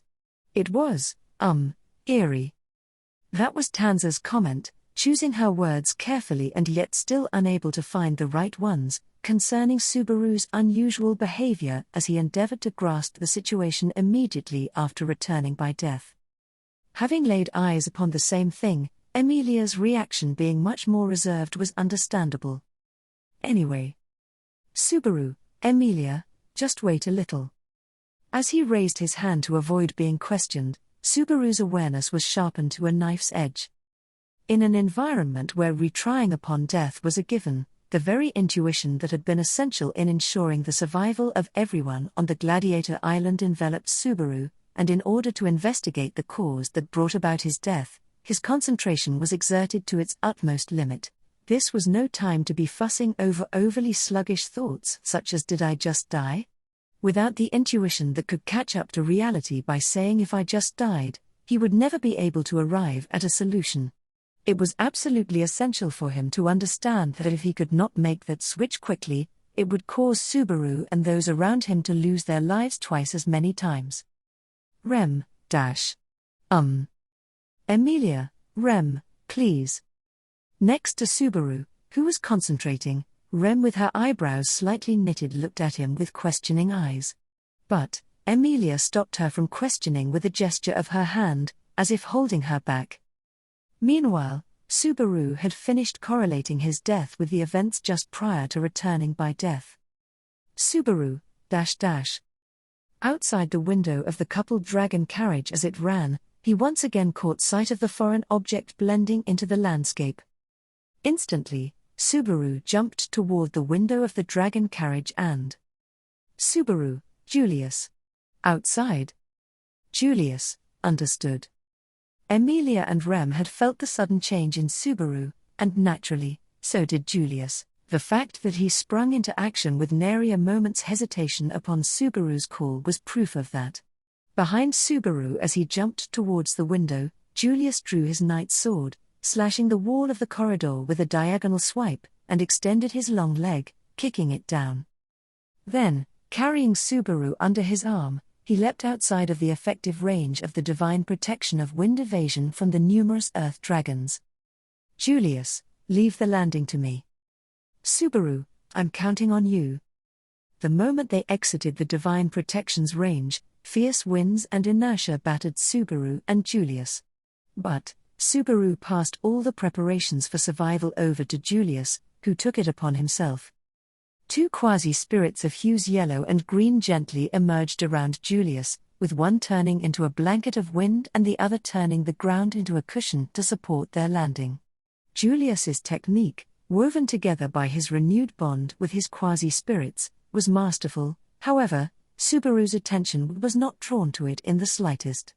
Even when the window he had jumped through was cut off together with the wall, even when he elegantly landed in through the windstorm that followed, his gaze remained fixed on a single point, the girl who was descending from the sky. Subaru, I knew it, the same as Yazu-san. With her pink hair and black robes, she was identical to the lovely and old Lady Yazu. But, no matter how much Emilia and the others were worried about Subaru and Rem, they would not have dragged Yazu to the Wallachian Empire. In other words, that could not have been the real Yazu, nor was there any possibility that it was any of the replicants, like Pico or the others, all of whom took the same form as Yazu. In order to tell them apart, they had all been given different hairstyles, individual ribbons, and hair ornaments. The fact that none of those were present meant that it could not be any of them. Subaru, Julius. It's that girl. Seize her. Subaru shouted, pointing to the fake Yazu in the air, before they had even landed on the ground. Hearing Subaru's request, Julius also spotted the girl blending into the night sky. Leaving all questions about who or what she was doing behind, the finest jumped into action. Dropping Subaru on the soft soil beneath his feet, Julius's body was enveloped in the remnants of the blanket of wind, using it as a foothold to leap through the air and advance towards the fake Yazu in a straight line. Because of his extraordinary momentum, the fake Yazu also recognized him as a threat. That instant, he realized that the eyes of the fake Yazu shone a brilliant golden radiance even at night, and understood that she was a pale-skinned undead, something he had not been able to recognize from a distance. Without any delay, the fake Yazu directed her hand towards Julius, and as she was about to unleash an abominable white light at Julius. Julius, Ness, lend me your strength. A white light, different to the one alight on the fake Yazu's fingertips, made Julius's whole body faintly luminescent, and in turn, a black light faintly enveloped the fake Yazu's whole body. The moment it became clear that Yang magic and Yin magic were being simultaneously employed by the two quasi-spirits respectively, Julius's night sword flashed, and the strength drained from the fake Yazu's arm, which had been housing light. Fake Yazu, explanation, required. Julius, I cut the tendon in your shoulder. Of course, it will likely reconnect soon. Julius sincerely replied to the fake Yazu, who asked the reason for the lack of strength in her arm. At the end of his answer, Julius twisted in midair, and his long, howling legs struck the floating girl, knocking her body to the ground. At the spot where the fake Yazu fell, the ground transformed together with a yellow light. The ground, which had become viscous, softly and deeply received the girl's body, and then hardened all at once. As a result, the fake Yazu was stuck, as if wrapped in a quilt made of stone. Julius, I recommend you do not resist. If you fail to heed this warning, I will treat you as an enemy, be you alive or dead. Fake Yazu, his sword thrust before the fake Yazu, who lay on her back atop the ground, Julius declared. Having thus rendered his opponent powerless, Julius nodded to Subaru, who had ascertained that for himself. Having had no choice but to watch the sequence of events go down, Subaru scratched his cheek with his finger. Subaru, no, that's what I had wanted you to do. But seriously, this guy. Clearly, you've gotten a lot stronger than you were before. His style of fighting with the support of the quasi-spirits was more sophisticated and refined than before. Contracted with quasi-spirits of 6 different attributes, the Spirit Knight displayed his hybrid fighting style, combining both magic and swordsmanship. Emilia, wow, amazing, you took her down in the blink of an eye. And from behind Subaru, running across the grass, was Emilia. It seemed like she had jumped off the dragon carriage in pursuit of Subaru and Julius, Her eyes widened when she saw that she would have no opportunity to do anything because of Julius's brilliant skill. Subaru, Emilia Tan, what about Rem? Emilia, I asked her to tell Otto-kun and the others that you and Julius jumped out. I needed to hurry, too, so I followed you right away, but still.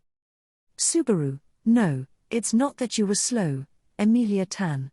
It's that this guy was too fast.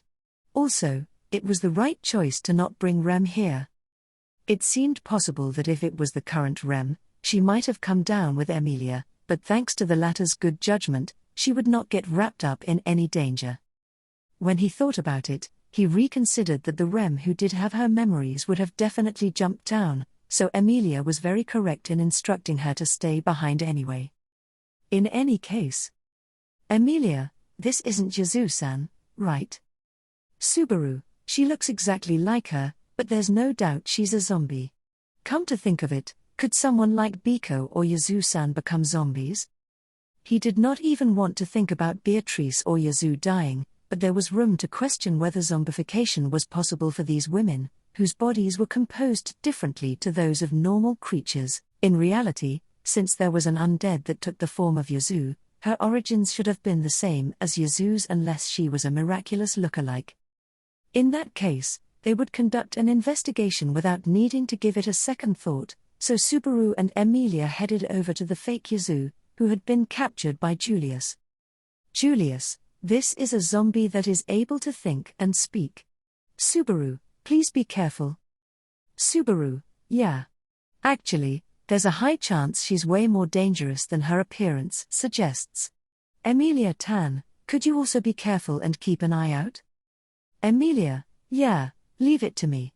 If you behave, Entrusted to be vigilant, Emilia roused herself, but found herself lost at what to say to the fake Yazu. It was doubtful whether the warning, if you don't resist, we won't hurt you, would be meaningful against an undead. Nevertheless, they must never let their guard down. This small existence had just utterly blown away the coupled dragon carriages holding Subaru and the others in the span of a breath. Even if her forelimbs were bound, it was uncertain if she was perfectly immobilized. Subaru, sure is a shame that your preemptive strike failed. Fake Yazu, You are. Subaru, my name is what I would say from my conditioned reflex to give my name, but I'm not trying to be friends with you. It's fine if our relationship remains with you being a dangerous person, and me being the one who hindered your plans. Fake Yazu, I see, you are a strangely capable person. At first glance, you seem to have no outstanding ability though. The fake Yazu, lying sprawled on the ground and looking up at Subaru, expressed her views. He had grown accustomed to being underestimated, so he was not upset with that assessment. Beside him, it seemed Emilia wanted to say something, but Julius shook his head to stop her. In any event. Subaru, no other zombies are coming. Did you just go ahead on your own because you could fly? If you rushed ahead thinking you could beat us, that's too bad. In reality, he had already been killed once by her preemptive attack, but he would not let that be known. If his provocation would make the opponent speak up, it would be profitable. However, it seemed that her skin turning pale was not just for show, and no emotional response was given. But, it was a cliché for this type of person to be tempted to show off their intelligence by making repetitive statements that ran contrary to their objectives. If necessary, Subaru was ready to put on the performance of a lifetime as the stupidest child he could manage. However. Fake Yazu, Valga Cromwell. Subaru, huh? Suddenly, the lips of the girl lying there uttered an unfamiliar term. No, it sounded like something he had heard somewhere before, but Subaru could not immediately recall when that was or what it was about. While Subaru furrowed his brow at that doubt, Emilia and Julius had a different reaction. Both of them reacted as if they knew the name. But, before Emilia or the others could question the fake Yazu's words. Fake Yazu, this was a stratagem of his that had not been carried out at the time. Indeed, the fake Yazu had been the one to continue first. Thus, the development thereafter also connected seamlessly, giving no room for the question that had already been delayed from being asked once. Emilia, Subaru. A moment later, Subaru saw Emilia's facial expression change, and he was forcefully pulled into her arms. As it was, Emilia gnashed her molars, and created a wall of ice around Subaru, Julius, and herself. Inside the wall of ice, Julius also readied his night sword, which had been aimed at the fake Yazoo near his feet, and clad himself with the rainbow light of the concentrated power of his 6 quasi-spirits. In response to the forthcoming danger, Emilia and Julius had completed their preparations in an instant. Then they would. Subaru, wah. A white light rained down from beyond the sky, wiping them all out at once as if in a cruel mockery. Rem, would it be all right if we dealt with my confusion first? Subaru, HK, the voice of Rem, filled with equal parts bewilderment, exhaustion, and irritation, was heard, and Subaru took a short breath. The feeling of remorse at being unable to avert the arrival of the death, which unlike last time, he knew was coming, along with the trembling of his soul caused by the shock he had anticipated, pummeled Subaru's heart from within. He had completely misjudged the cause of his death. This was the result of latching onto the most obvious visible change, and the conceited thought that he had prevented it. The first time, the interval between noticing the existence of the fake Yazoo and then death was too short, causing him to miss what had actually happened. The absurdly powerful white light that had obliterated Subaru and the others had not been released by the fake Yazoo, but had rather originated from somewhere else. Emilia, Subaru? Subaru, Emilia, just wait a little. Noticing Subaru's introspection, Emilia tilted her head, to which he raised a hand in response. Pausing his introspection, he cast aside all regrets. While there was still room for growth in reflection, regret was nothing but self-pity of something one wished they could have done. With that, neither the self that he had pitied, nor all the others whom he had ignored, would be saved. That, he would not allow. That, he would absolutely, never allow. At that moment, the fake Yazoo had mentioned the name Valga Cromwell. Subaru had still yet to understand what it meant, but Emilia and Julius seemed to have recognized it. Perhaps he should ask for more details. No, that could wait. Even if he found out who this Valga was, the wrath of the white light that followed would not simply disappear. That attack was very much real, and more so, it was an outrageously powerful danger that stood in the way of Subaru and the others. It needed to be dealt with, but was it possible to prevent it from being fired in the first place? It was impossible for the situation with the fake Yazoo and that attack to be unrelated, but would she, an undead being, be willing to negotiate? If she was an undead that could communicate, would it not be dangerous to close the door on negotiations? No. If she could be reasoned with, then she would not have tried to kill them outright with no dialogue. Whether she could be reasoned with or not, in order to sit around the negotiations table, a table first needed to be set. Rem, Emilia, Rem, please. Besides Subaru, whose thoughts were sparking in full throttle, Emilia stopped Rem's question. The flow of events was the same as before, however, from this point on, it had to be steered toward a different progression. Within his mind, he processed everything that had happened in order, and in order to get off this rail track that ended in death, a change had to be made at this critical juncture. For that reason. Subaru, Julius. Outside. Emilia, you come too. Julius, understood. Emilia, yes. Got it. The moment that he glimpsed the form of the young girl outside the window, the harbinger of the death that would soon arrive, he jumped towards the window and called out to Emilia and Julius behind him. Without hesitation, Julius's sword strike sliced through the wall of the coupled dragon carriage, and once the wall was kicked down, Subaru and the other two headed outside. Just before they escaped the range of the divine protection of wind evasion, he yelled, "Subaru, Rem. I need a favor." So he declared. A long leg flashed, a kick knocked the fake Yazoo to the ground, the changed nature of the earth caught the body of the undead, and once again, an earthen quilt restrained her entire body. Julius, I recommend you do not resist. If you fail to heed this warning, I will treat you as an enemy, be you alive or dead. Fake Yazoo, -- Right beside her as she lay on the ground, the fake Yazoo stared at Julius, who thrust his sword before her. She may have been marveling at Julius's elegant skill, but his fighting style had not capitalized on any advantages from Subaru's return by death. Seeing Julius, who had dominated his opponent with his pure ability, Subaru clenched his fist. Emilia, this isn't Yazoo-san, right? In a split second, Julius neutralized his opponent, and Emilia, who had jumped down from the coupled dragon carriages at the same time, furrowed her shapely eyebrows at the fake Yazoo by his feet. Subaru, too, did not know the true identity of the fake Yazoo. But he knew that she was an undead, both willing and capable of doing harm to Subaru and the others. Outside of that, he knew nothing. Subaru, the way they look is identical, but she is neither Yazoo-san nor Pico or the others.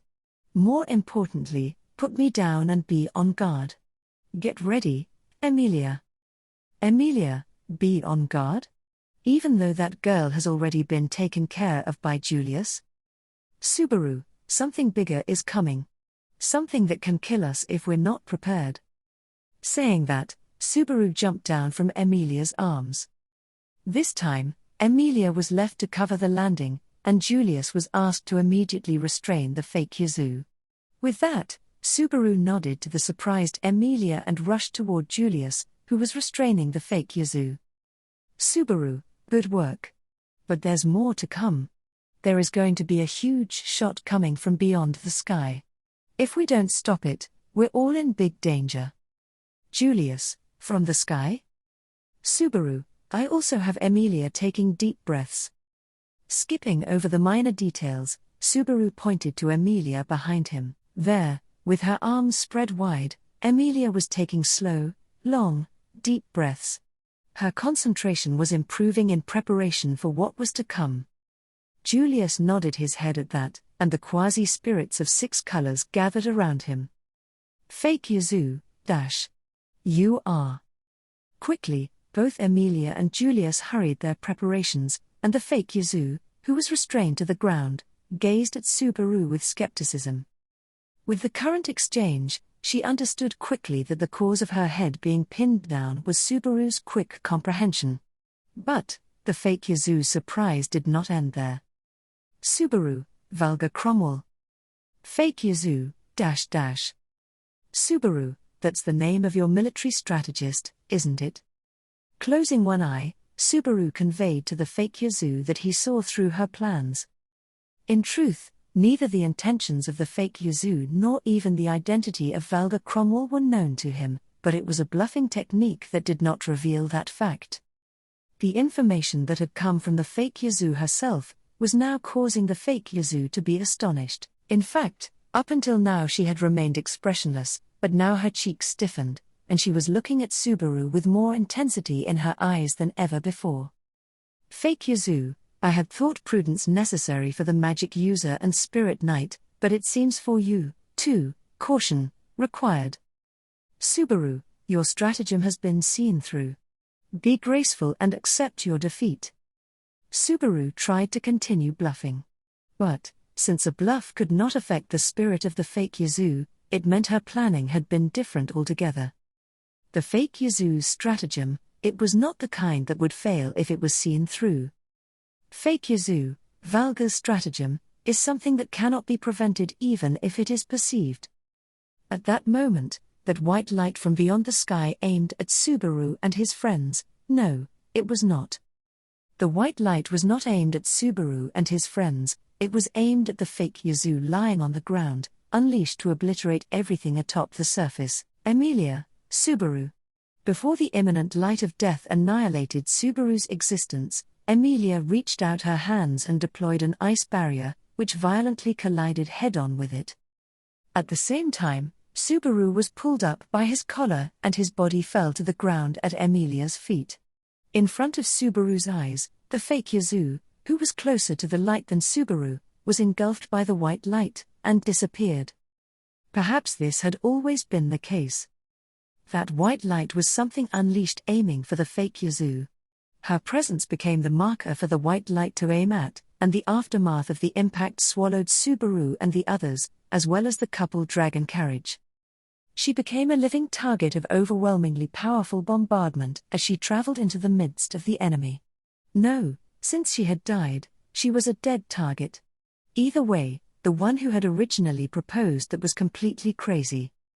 Subaru, that damn idiot Valda Cromwell. Julius, Al Clauseria.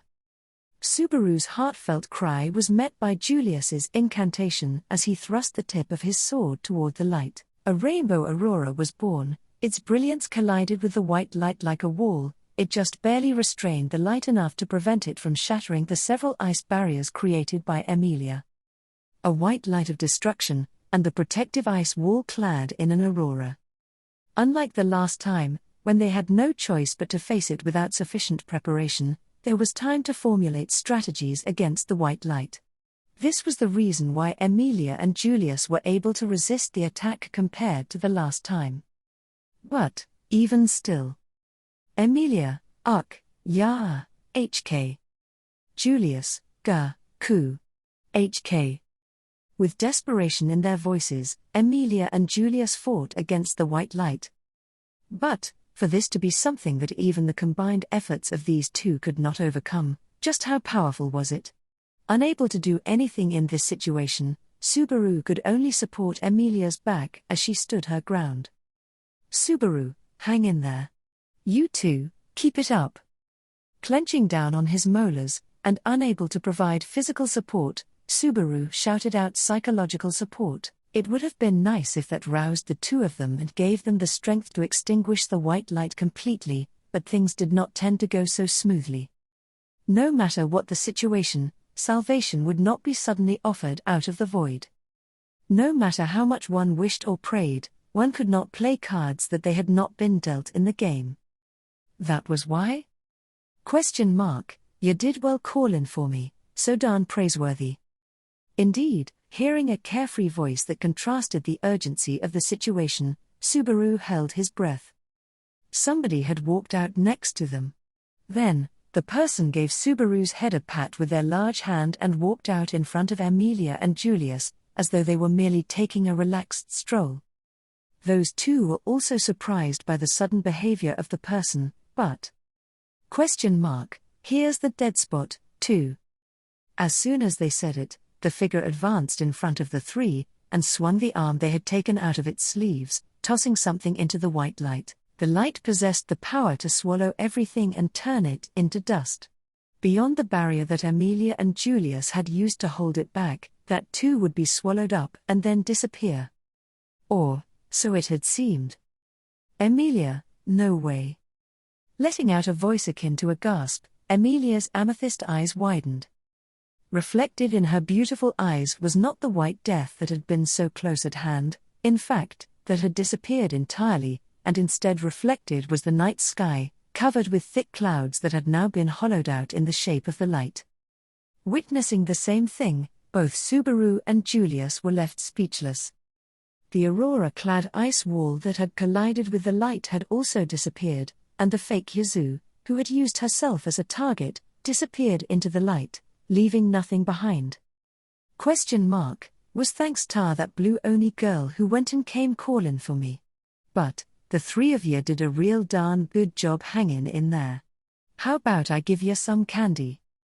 While saying that, having just wiped away the overwhelming death with his own hand, the wolfperson, the strongest of the city-states, turned around and gave a huge grin at Subaru and his friends, utterly dumbfounded as they were. Then, his hand rummaged around in his clothing, and while tilting his head with a kiseru still in his mouth.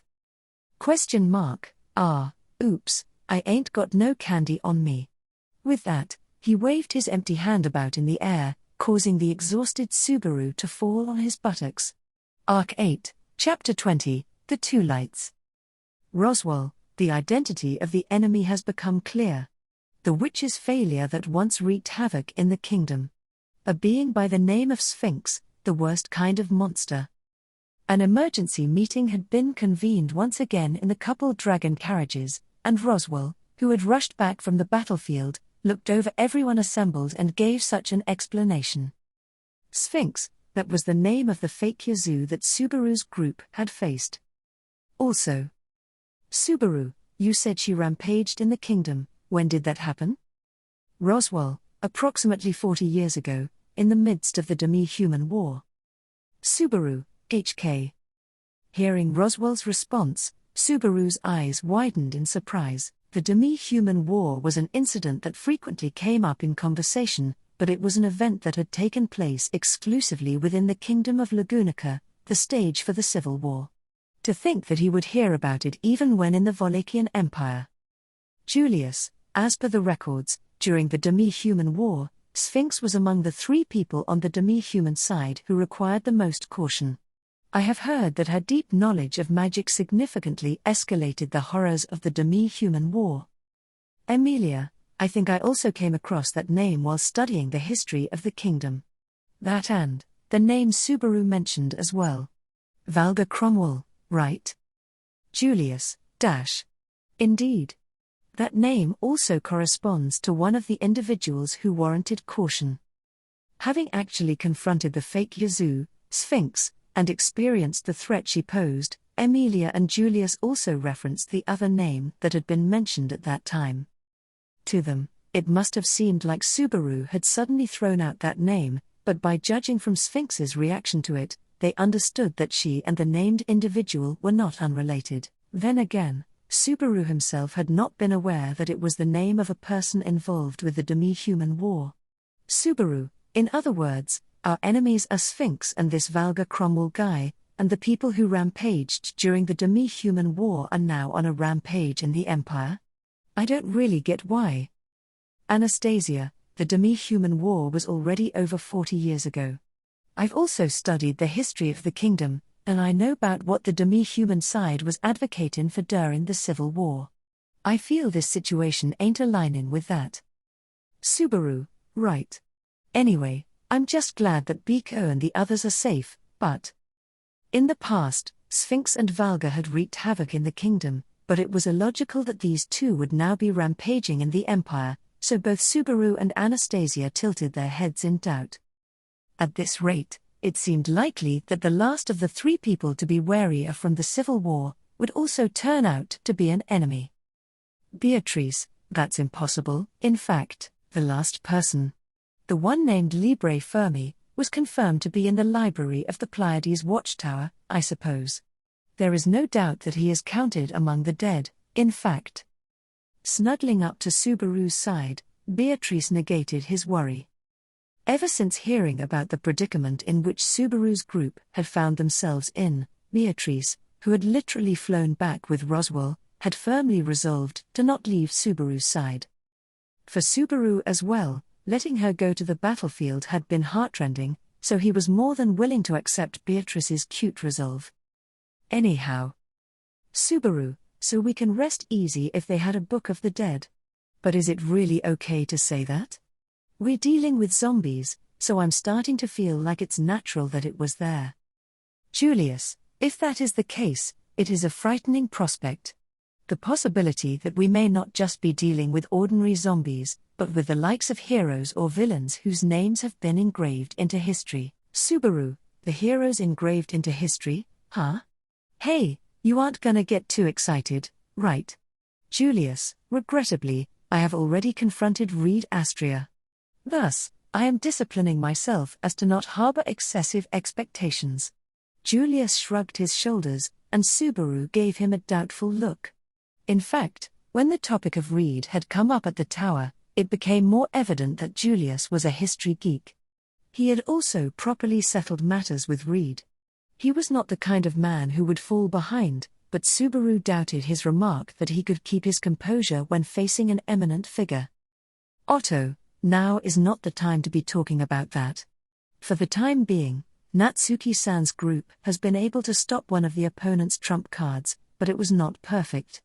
The good news is that Sphinx, who seemed to have been a formidable opponent, has dropped out early, but Garfield, sorry about this, Otto bro. Truth is, can't be sayin' that for sure. Otto, huh? As Garfield, With his arms crossed as he grit his fangs, told that to him with poor enunciation, Otto widened his eyes, staring fixedly at Otto. Garfield had returned from the battlefield with his whole body covered with dirt, and he gestured to Beatrice and Roswaal with each of his hands. Garfield, that Sphinx fucker was in front of my amazing self, Beatrice, that bastard. That face she wore, it pissed me the hell off, like, you gotta be fucking kidding me. Emilia, yeah, that's right. She had the same face as Yuzu-san. That must have been really tough for Garfield. Garfield, well, if she ain't my nana, she ain't my nana, no matter how much she looks like her. That's why I didn't have any hesitation to fight her. Problem is what happened after. Emilia, after? As Emilia tilted her head, Garfield nodded deeply. His brave countenance was unusually clouded over, and with a sigh he said, Garfield, there's no doubt that our amazing selves took down that Sphinx.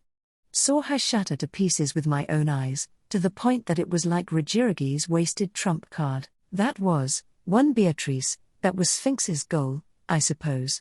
Taking over Garfield's conclusion, Beatrice squeezed Subaru's hand tightly. She gripped Subaru's fingers so tightly that they turned white, indicating the extent of the shock that Sphinx's goal brought to Beatrice. Looking fondly at Beatrice, Roswaal continued, allow me to conclude. Roswaal, Sphinx certainly died in front of us, she then died once more in front of Subaru-kun and his group. What can be inferred from this is plain and simple. Sphinx is able to die several times, and each time, she can be resurrected as a zombie. Subaru, what? Roswaal, perhaps making it even worse, the next resurrected zombie could be aware of her previous death and the circumstances that caused it. In other words, she could know that Subaru-kun and Halabel Dono were the main factors that stopped her plan to blow away the coupled dragon carriage. Everyone, .. Though it was just conjecture, Roswaal explained a dreadful thought at the very end, but there were many parts they could certainly agree with. In the midst of the destructive light that rained down, while being exposed to a blow that would reduce her to dust, Sphinx did not seem the least bit distraught. When facing their own death, there existed people who remained unfazed. However, if Sphinx's lack of reaction to death was because she had not considered it to be death, it strangely made sense to Subaru. Subaru, it's just like return by death, Subaru thought, though he did not say it out loud. Thinking that losing one's own life was not a detriment, but rather, that it could even be a weapon used to accomplish a devastating attack. The functional difference was the fact that the reality of death itself would not disappear. Come to think of it, rather than Subaru's return by death, it may have been more comparable to the troublesome possession ability of Betelgeuse, who he had once fought against. Julius, no matter how many times they are defeated, For a moment, as Julius muttered that, his gaze met with Subaru's. Perhaps Julius, like Subaru, had compared the troublesome nature of Sphinx to Betelgeuse. Though unlike Betelgeuse, Sphinx did not possess others, so perhaps this could be called escape by death. Subaru, if you can't defeat them, no matter how many times you try, then there is one sure way to defeat such a person, just keep defeating them until they run out of spare lives, that's it. Emilia, spare lives? That's. Subaru, it means the remaining number of times they can come back to life. No matter how dangerous the opponent is, there's no way they can revive as many times as they want without limit. There is definitely a limit. Right? He felt like he was not one to talk, but the remaining lives seemed to have to be exhausted eventually. If they killed Sphinx repeatedly until she ran out of lives, her otherwise composed face, despite the fact that she might have thought she could not die, would no longer be able to retain its composure. Subaru, so that's why we don't have to stay in the dumps. Let's just be happy we knocked them down a peg. Thanks, Rem. I didn't do anything that important. When suddenly prompted, Rem shook her head. However, she was too modest to say that she had done anything important. Immediately upon using Return by Death, Subaru had exited the coupled dragon carriage accompanied by Emilia and Julius, then asked her who remained inside to convey a message to the others. To seek out the most powerful of Kararagai. Subaru, if Rem hadn't gone and retrieved Halabel-san, then Emilia, Julius, myself, and the coupled dragon carriages would all be dust by now. If that had happened, Biko would be a widow who lost me, and a nun who would be mourning me forever. Beatrice, don't just casually state the worst possible outcome like that. In fact, it's something unthinkable. If you die and leave Betty behind, then Betty will really become that nun, I suppose. Emilia, I guess it's thanks to Rem that Beatrice didn't become this nun and that we can talk like this, thank you. Rem, I understand. At least, I think I do. Rem was somewhat reserved in accepting the thanks from both Beatrice, who was almost in tears, and Emilia, who was smiling. The sight of Emilia, Beatrice, and Rem all together again made Subaru's heart swell with emotion. Then, he turned his gaze to the tall figure standing there. Subaru, of course, thanks, Halabel-san. To be honest, I was just banking on the reputation of Halabel-san's name to see if you could do something about it. Halabel, ha ha ha, ain't it a good thing to be honest? In fact, I was also surprised when I was suddenly called by the young blue Oni girl. If I'd been hit by it without knowing, I'd also be dead, you know. If anything, I feel like I narrowly escaped death 'cause she told me about it. Halabel laughed with an attitude that was not befitting of his accomplishments. His laid-back tone lacked a sense of urgency, but without him, Subaru and the others would have been annihilated. It was a good decision by Subaru to have called him on the second time, but it was horrifying to imagine him not having been there in this coupled dragon carriage in the first place. In that short time, he had to assemble all of the combatants on board of the dragon carriage and find the best solution. Even so, there was no guarantee that there could have been a solution, and that was truly because of the strongest of the city-states. Anastasia, you say it like that, but how did you actually do that? Emilia, yeah, Julius and I did our best, but I think we came up a little short, so I'm really glad that Anastasia-san had Halabel-san on our side. Anastasia, I see. Well then, it was worth spending a lot money to get him to come with us. Quietly, Emilia and Anastasia also reassessed Halabel, who lacked a sense of urgency, and in any case, were able to reflect on the situation because everybody had taken the best possible action. That was Subaru's takeaway from the incredible assault just before. Subaru, so, that's how the whole mess went down earlier. Well, that was fast, and all of us did our best to save everybody's lives, you know. And of course, there's something to be said for that, right? Vincent, it was a great service. Subaru, you bastard. When the Emperor, Abel, who had been quietly listening to the report up to this point, expressed his gratitude, Natsuki Subaru shook his fist intensely. Though it was a matter of course, the escape by death strategy that Sphinx had used when attacking the coupled dragon carriages needed to be shared with the Imperial leaders who had become relevant parties before they could even become aware. The coupled dragon carriage was supposed to be a considerably important and highly classified secret typical of the Wallachian Empire, since it had been necessary to destroy a part of the valuable vehicle. A concrete explanation was needed. Be that as it may. Subaru, even though we put an end to such a situation, you're just settling it with the words great service. Goes, what are you saying, Natsuki Dono? How could you ask for any greater reward than words of gratitude from His Excellency? You should feel ashamed as a subject of the empire governed by His Excellency. Emilia, goes San. Don't be mistaken. Subaru is not a child of the empire, but of the kingdom like us. Subaru, Emilia, your voice is getting wound up all loud again. Unlike the Imperial soldiers, who had maxed out their loyalty, Abel's words of gratitude were not enough of a reward for Subaru. Though, if it was thanks from Emilia, whose voice had grown loud to match Goz's, it might have made up for Subaru's dissatisfaction. Vincent, currently, we have been driven out of the Imperial capital, and are en route to re-establishing a condition from which we can deal with the situation. Even if you demand a reward corresponding to your achievement, I shall not make empty promises. Therefore, I have naught but words to grant you. Subaru, don't tell me so proudly that your wallet is empty. Why, Anastasia-san. Anastasia, yes, you ain't got no need to get so frustrated. I'll be making sure that you, Julius, and Emilia-san get your fair shares paid exorbitantly by the Empire. Subaru, whoopee. Rip 'em off. Subaru raised his hands with tears in his eyes at Anastasia's dependability, and Abel frowned before sighing. Then, restoring the discussion to the original topic, he said so. Vincent, this undead in question.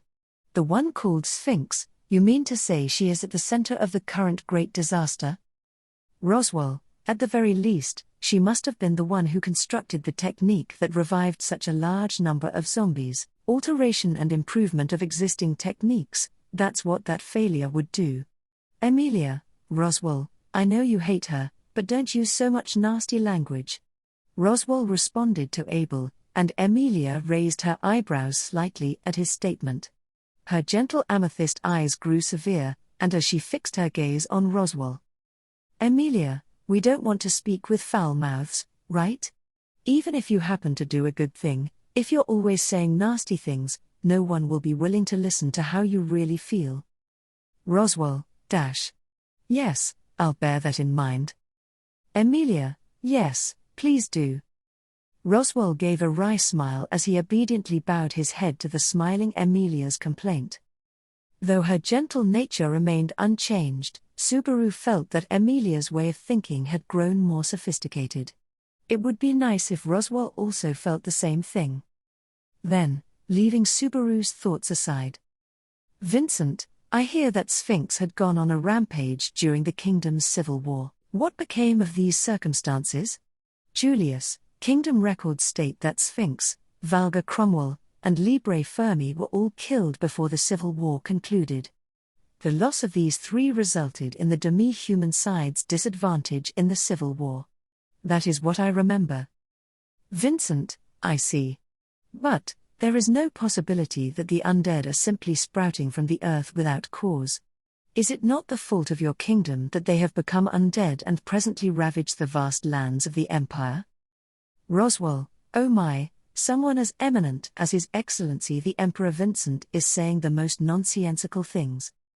As Abel posed that question with a single eye closed, Roswaal smiled and shrugged his shoulders, indicating to the view outside the window with his hand. Roswaal, the deepest depths of their thoughts are still unknown, but since they are bringing disaster to the Empire, and not to the kingdom where they have memories of defeat, it's clear that their agenda is different to what it was back then. Considering their silence for the past 40 years, it is unrealistic to think that the kingdom's record is wrong. Having said all that, Roswaal moved his hand back from gesturing outside and held up one finger, saying but then again. Roswaal, if there was anyone who participated directly in the demi-human war and had the opportunity to kill Sphinx, but failed to do so, then just as you say, Your Excellency, I believe they should be blind. Vincent, foolish. They would have participated in the kingdom's civil war over 40 years ago, asking an old soldier who decided the outcome of the battle. It is not even worthy of discussion. Subaru, well, that's right. For a start, I'm relieved you're not a guy who would make such unreasonable demands. Huh? What's the matter, Biko? You're making an ugly face. Beatrice, Betty's face is always adorable, I suppose. Abel quickly conceded that Roswaal had made a sound argument, and retracted his point. Such restraint might have been a habit, but it was a bad habit, so it would be better to change it. To Subaru's side, as he thought that to himself, Beatrice wore a glum expression for some reason. It was true that it was adorable, but apparently there was something in the current exchange that weighed on Beatrice's mind. Perhaps this face of Beatrice's was Roswaal related. Vincent, so, what else did you uncover? Making such a dramatic show of jumping out is no accomplishment if it yields the same result as having stayed on the dragon carriage. Beatrice, it was Subaru, not Betty and the others, who made a dramatic show of it, in fact. But, it is also Betty's duty to take responsibility for Subaru's dramatic show, I suppose. Roswaal, of course, there were some fruits of our labor. Not so much about the peculiarities of zombies, but we did learn several things. Asked by Abel, Beatrice and Roswaal responded confidently. To the two of them, Subaru snapped his fingers and said, "As expected of you." Subaru, so? Did you figure out the zombie's weak spot? If we figured that out, we don't have to be afraid of Sphinx when she appears again. Otto, Natsuki-san, please do not get your hopes too high. No matter how you look at it, such impressive results are. Beatrice, you underestimate Betty and Roswaal too much, in fact. Of course we figured it out, I suppose. Otto, what? Subaru, for real? Subaru and Otto were astonished at Beatrice's words, with her chest puffed out and her face smug. Beatrice, pleased by their reaction, smiled and said, "Naturally, in fact." Beatrice, the hint was Garfield's intuition, I suppose. Garfield, who was already rampaging across the battlefield before Betty and Roswaal, noticed something strange, in fact. Garfield, that said, if Beatrice and that bastard hadn't come along, might have forgotten about it. Roswaal, I think it's a real waste that you're someone with excellent intuition, but you don't trust in it. Oya? I had intended to compliment you, but. Garfield, I ain't gonna be happy whether you praise or criticize me. As Garfield rebuked and stuck out his tongue, Roswaal closed one eye and shrugged. Aside from their usual bickering, Beatrice continued. Beatrice, the discrepancy Garfield noticed was the difference in the durability of the zombies, I suppose. Some zombies would die from a single arrow, while others would still be alive and well even after being pierced by 10 arrows. That's the discrepancy, in fact. Emilia, but, isn't it because each zombie's strength is different?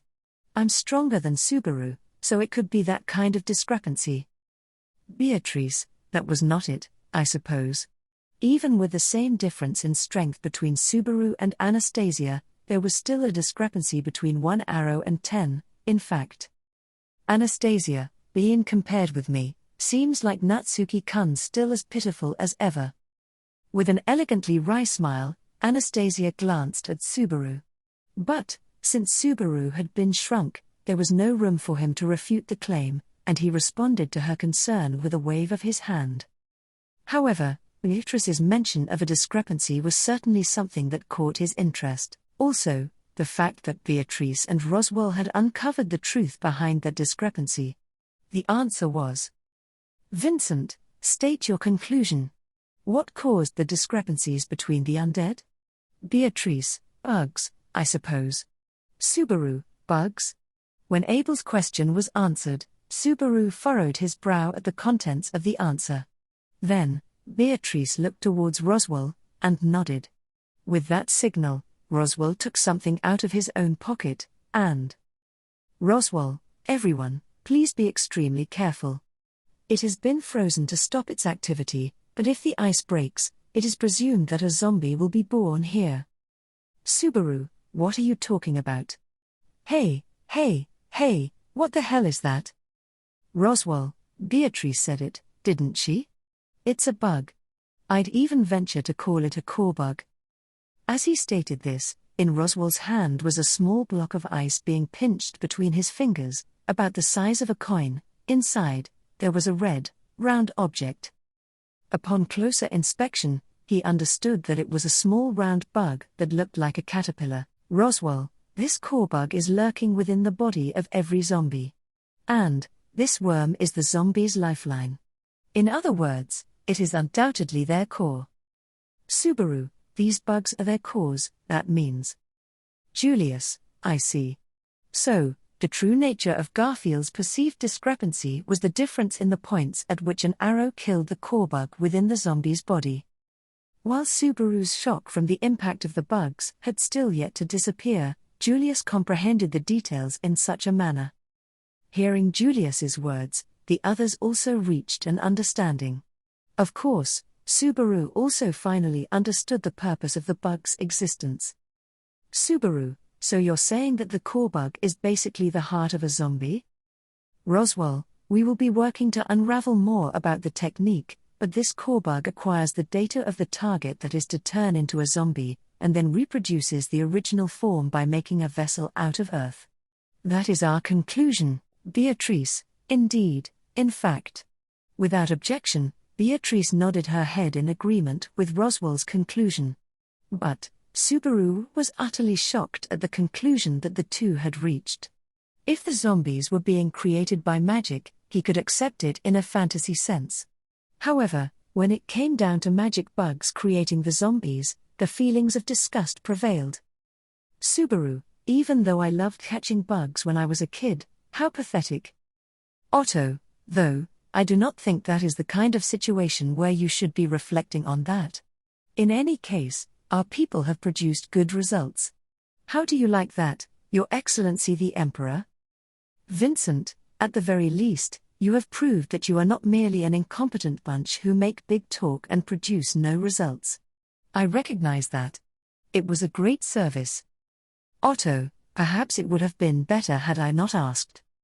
Regardless of the people of the Empire, those words of praise were disreputable to the people of the kingdom, including Subaru. Anyway, as Otto went out of his way to corner him with words, even the obstinate Abel had no choice but to acknowledge the results that Beatrice and Roswaal had produced. Deep down, he was probably grumbling grr. Subaru, you did a great job, that's my Biko. Beatrice, naturally, I suppose.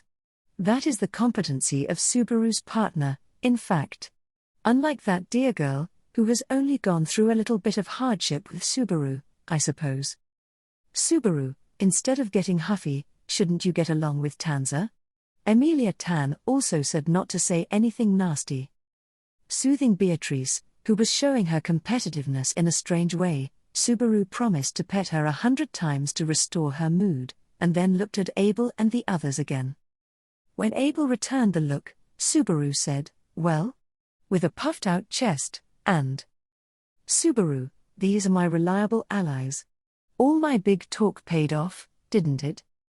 Vincent, I recognize your achievement in protecting against the earlier attack on the dragon carriage. For what reason must you insist on boasting your success to me in order to feel satisfied? Your achievements are visible enough to the eye. Subaru, hair, whatever you say makes you sound like you're a sore loser. I'm feeling great right now after all. Subaru snorted in a good mood in response to Abel's displeased reply. Emilia said no, angry at him for this attitude, but Subaru could not disguise his true feelings. Then, perhaps impatient with Subaru and his party's achievements, the imperial leaders, Bastetts and Serena, exchanged a few words, and then Abel looked over to them. Bastetts, Your Excellency, the people of the kingdom. Since our acquaintance Margrave Mathers and his companions have shown so much success, would it not be dishonorable if our side was unable to produce beneficial answers? Vincent, High Countess Drakroy, for what reason are you so amused? Serena, amused, you say? Apologies, Your Excellency. I wasn't conscious of it myself, but perhaps it is the result of the feeling that my own dignity as imperial nobility is being put to the test, supposing we are in a situation where the Empire's prestige must be demonstrated to maintain our honor. Vincent, putting her hand over her ample chest, Serena replied as the white scar on her face contorted. She was not smiling, but the tone of her voice and the intensity of her eyes were rather good-humored. In a situation where she was absolutely not the superior, she exhibited an outstanding mental fortitude to be dealing with the Emperor with such a tone. Subaru, could it be that Serena-san is quite the dangerous person? Garfield, I dunno if she's bad or not, but she's pals with Roswaal. Subaru, R. Seeking information about Serena, with whom he had little contact, the first bombshell thrown in was enough to break down the wall of doubt. However, it was hard to say whether it had been Roswaal or Serena who had decided to be friends. After all, it was clear as day that their cross-border friendship was a factor behind why Emilia and the others were able to come all the way to the Empire, to look for Subaru and the others. Come to think of it, Roswaal was also very impudent during the ceremony for the royal selection. It made sense to hear that he was friends with Serena, who held that attitude towards Abel. Anastasia, Enough times passed that I can talk about it, but Natsuki-kun was also like that back then, right? Subaru, I can't hear you, I can't hear you, I can't hear you. As Subaru covered his ears and ran away from his unpleasant past, the things you've done in the past won't disappear. The lukewarm eyes of the very person who had once preached that to him, now felt like they were stabbing into him. 2. And, with a similarly lukewarm gaze, Serena graciously faced the Emperor, and continued to persuade him about something. Serena, anyway, Your Excellency must think those things are useful. That's exactly why you've kept them by your side, but those are just the suspicions of a woman like me. Vincent, cease. Even if you had not gotten so unscrupulous with your words, I would still understand. With a snort, Abel obstructed Serena's gaze with his hand. Then he erased all hue of deliberation, and revealed what Serena had encouraged him to, that was. Vincent, there is someone who possesses information that may or may not prove useful as we confront this great disaster. It is necessary to hear what that person has to say before we arrive at the fortified city. ? My oh my, are you finally going to listen to me? In that case, I'm overjoyed, Your Excellency. The person, who had been said to be confined beyond the door of a firmly locked cabin within the dragon carriages, gave an amiable smile upon seeing Abel's figure. However, for him, in such a state of confinement, it really was not something that he should have been smiling at. After all, his entire body was bound by chains, tied to a chair so as to never let him escape. Subaru, oi, Abel, no matter how you look at it, this is Vincent, a necessary measure. For better or worse, losing this man would be a major blow to our side.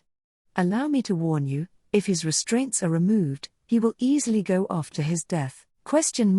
It's preposterous that I'd go off to die. It's just that I've been doing everything I can to stop this great disaster until now.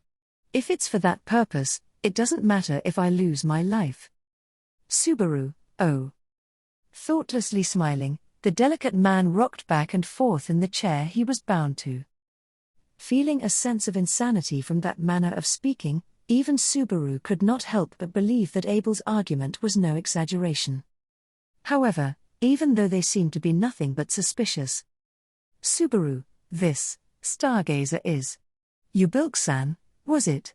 You said we could rely on this person? Ubilk, what's this? It's upsetting that I'm being doubted.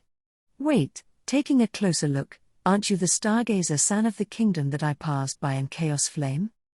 Subaru, you're completely wrong. Ah. By any chance, were you the one who instilled the idea that I'm a stargazer into this guy's head?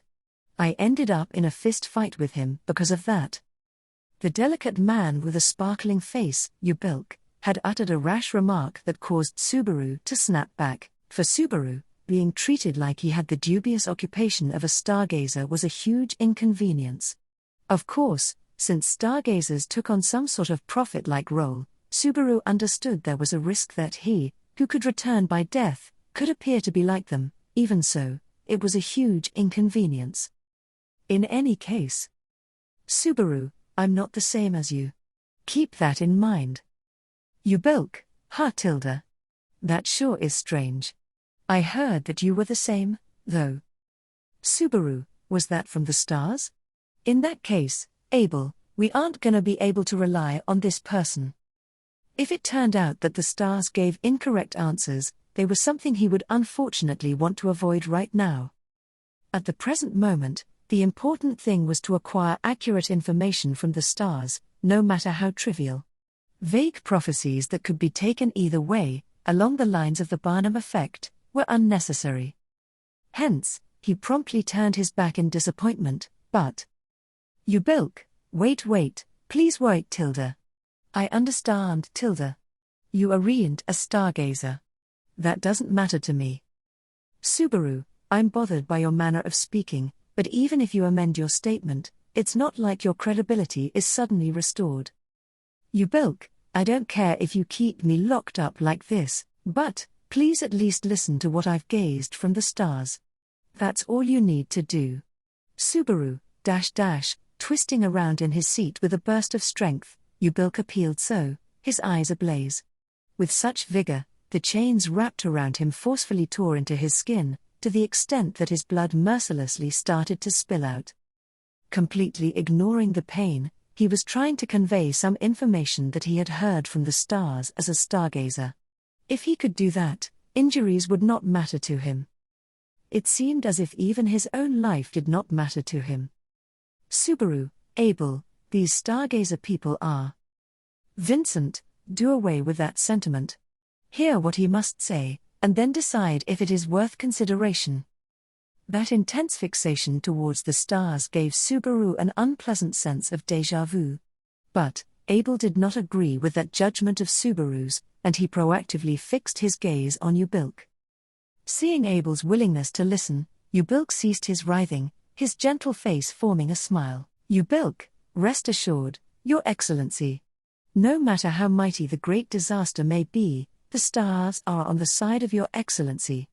Vincent, the same cruel stars that make no distinction as to which Vincent Volakia is left behind, Do not make me laugh. Speak. What must you convey? Ubilk, too, there are. Abel posed this question with arms crossed, and Ubilk gave that short reply. Hearing it, Subaru muttered too inside his mouth, and Abel urged him to continue through his silence. Subaru was extremely apprehensive as to whether they could put their trust in him, but at the very least, this stargazer was said to have predicted the arrival of the great disaster itself, and right now, they would provide information for the sake of the shaking empire. That was Ubilk, 2 lights, to overturn the peril of the great disaster. The first, brought by a stargazer of the kingdom. Or rather, by the boy who is not that, a girl unable to communicate with words. Subaru, what? Ubilk glanced towards Subaru, and the latter widened his eyes, motionless at the words that had been spoken. He had been questioning whether to fully believe Ubilk's words or not, but the words that had then been spoken made it unthinkable that there was any cause to believe him. After all, there was only one person who met the conditions of which Ubilk had just spoken. Then, without sparing a moment for him to recover from that impact, Ubilk continued. With the same lips that had just revealed one of the so-called 2 lights, he continued to the light which yet remained. That light, it was. Ubilk, the most well-versed in curses across all the empire, a beastman who stands upon one of the 9 summits. Kicking off the ground, out of breath, he ran up the rocky mountain path with sheer force. Fuck, these fucking shithead bastards. Even the vigor in his words had grown weak. He was aware that he was wearing himself out. Running across plains, and continuing to fight without sleep or rest, were things he had always been doing in order to survive in the vast lands of the Empire since he was a child. Nevertheless, the stress from going over 10 days without eating or drinking was a different dimension entirely. HK. Sniff. When the stench of earth mixed with something strange entered his nasal cavity, he furiously began to exert his limbs. He neither tried to catch a glimpse with his eyes, nor tried listening with his ears. He was able to fully grasp the world through what his nose could smell alone. Even the positions, numbers, and general armaments of his enemies. Because of that, he understood that he was surrounded by 100 enemy troops, that it would be hopeless no matter how much he whittled down their numbers. It made him want to think that his nose had gone stupid. These fucking assholes. But he immediately dispelled those thoughts, and slammed his weapon into the scent of earth. A first, a second, and third, the bodies of the enemies that received a direct hit were blown to pieces, and the impact perforated through to the opponents on the other side, allowing him to forcefully break through the encirclement and get away. No matter how many he took down, the pale earth puppets ceaselessly sprang forth. Those nightmarish things of poor craftsmanship were undoubtedly prowling after his life. The army unit he commanded was annihilated, and it was already all too late when he realized, while doubting his talents as a general, he continued to run east, further east, clinging to his dear life. Even if he tried to converge somewhere, the paths continued to be obstructed. Not only was he starving and thirsty, but his last contact with a living person had been when he parted with his second-in-command. At the very least, it would be nice if a few of his subordinates had been able to survive. TCH. The moment his thoughts veered off topic, his reaction to the enemy slashing at him had been slow. His shoulder plate protected against the attack as it grazed his shoulder, and taking the opportunity to escape the impact, he kicked off the surface of the mountain trail. Compared to proceeding up the narrow path filled with those hindrances, slipping off the side of the cliff was much better. Deciding that, he ran down the cliff, steep as a right angle as it was, and began to shake off the pursuing enemies quicker. Even if he was going to be cornered by the number of enemies being thrown at him, a small breather would be somewhat helpful. Having faith in that, he ran, and ran. HK, this smell is mixed among the earth, vegetation, and slight fragrance of flowers. The smell of life tickled his nasal cavity. Sensing something that was different to the scent of iron from the weapons his pursuers held, his thoughts were scattered into 1,000 pieces for a moment, but he immediately consulted the situation and followed the smell of life. He hesitated about dragging other people into his fight with this enemy. However, if he were to avoid that, he would suffer from hunger and thirst and lose all his strength. That would be the stupidest, most idiotic fucking conclusion he could reach. Fuck, a hidden village? Following the smell of life, he entered an isolated settlement among the mountains. In the Empire, there were a considerable number of people who abandoned their land in order to evade taxation, and either became bandits or went to live in the mountains or forest. This settlement was probably one of those hidden villages. As a general of the Empire, he typically would not let the existence of this hidden village slide, but it's a fucking emergency. It's fine for now. More importantly, wondering if anyone was present, he gazed over the whole settlement, and sniffed his nose when nobody entered his vision. The origin of the smell of life was this settlement, but what potently ticked his nasal cavity was not a lingering scent, but the stench of somebody who was currently present here. He headed in that direction, and if they were someone who could fight, he would request their assistance. Even if they could buy him a little time, he would probably be able to use it to regain his physical strength through a meal and water. Rousing his heart right before he was about to wither and die, he relied on the scent and went towards a large building in the settlement. He approached the entrance, and burst inside. Oi. I dunno who you are, but would you lend me a hand against these fucking bastards? That instant, 2 columns of wind violently flashed to meet his entry. Fucking close one. Right away, he leaned his head and hips back in order to evade. He was late in sensing that what had been unleashed were sharp slashing attacks. He had barged in requesting help, but instead an attempt had been made to kill him. He snarled his fangs and intently glared at the opponent who had performed such a foolish fucking action. And then...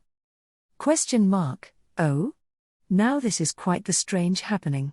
To think we'd try and see whether the next dead person'd be a man or a woman, only for a living person to plunge in. Redhead. Looks like I'm the winner of our bet. Shut the fuck up, be quiet, die, winning, losing, it's all fucking worthless. As he glared, what had entered his vision was the inside of a spacious building, where 2 middle-aged men sat by a circular table. Furthermore, they were men who absolutely reeked of liquor.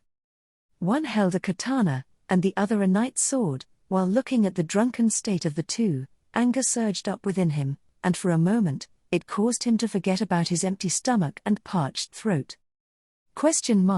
Hey motherfuckers, these perilous days of the Empire aren't the time for you to be getting fucking shit-faced drunk, fucking hell. With that, the master of cursed tools, Groovy Gumlet, exclaimed in a terribly straightforward manner. Arc 8, Chapter 21, A Destiny Unavoidable. A thick air of liquor and an earthy scent hung over the tavern. Heaped up near the entrance were emptied alcohol bottles and barrels, as well as a wreckage of earth puppets, which likely once were in the form of people. All of that had been heaped up by these 2 middle-aged men, grumbling over booze inside the bar. Oh? This gentleman, got a slight feeling that I've seen him somewhere before. What d'you think, redhead? Recognize this furball gentleman over here? Groovy, who are you calling a fucking furball? Don't fucking fuck around. I've been doing nothing but running without drinking or eating anything, so I'm fucking exhausted. As the man with a ruddy face grinned in good humor, giving his knees a good slap, Groovy flared up at him. For some reason, the middle-aged man, blue hair tied behind his head, began to laugh with increasing amusement and that's inevitable. After hearing Groovy's complaint, it seemed like he was in a completely drunken state. Since the blue one was out of the question, Groovy looked towards the red-haired middle-aged man. He was sat quietly in his chair, glaring at the bottle in his hand. Groovy, oi. You over there, fucking redhead. Are you the same type as this fucking blue-haired motherfucker? Redhead, .. Groovy, don't ignore me. Stop fucking keeping silent, and look over. Redhead, shut the fuck up. Here, before Groovy could finish his sentence, a flash of silver surged toward him in retaliation. While still seated in his chair, he unleashed a horizontal slash aiming for Groovy's neck. Something similar had happened when he had first barged into the tavern, but this was precise swordsmanship that sought to strike the opponent's vitals. If the opponent had not been Groovy, it might have been a fatal attack, but... Groovy, who do you think you're picking a fucking fight with, asshole? Evading in a way such that the sword attack only skimmed the tip of his nose, Groovy took a step, and closed the distance in a single instant as his fist held, equipped with a gauntlet. It slammed into the side of the red-haired middle-aged man's torso, the resultant shock wave launching him into the wall. Coughing out a car with cries of pain, the red one's body spun around as it flew. The man crashed into the wall without taking any measures to defend himself, and as Groovy gave that a sidelong glance, he caught the bottle of booze out of the air as it flipped around vertically. The alcohol that the red one had been drinking, Groovy poured it down his throat with tremendous vigor. Groovy, qua. That fucking burns. I'd prefer water and some fucking food, but... Blue-haired man, bravo. My, your skills sure are nothing to scoff at, Mr. Furball. The redhead should have also been considerably strong. I'm amazed that you dealt with him so easily. Groovy, huh? Glancing back towards the red-haired man who was upside down against the wall, the blue one went down onto his knees, and offered up his katana as if to say he had already been beaten. Sitting on his knees and with his face flushed red, the blue-haired man praised Groovy's strength, and while displaying that he had no intention of fighting back, he deeply bowed his head. Blue-haired man, we've caused you a terrible inconvenience, Mr. Furball.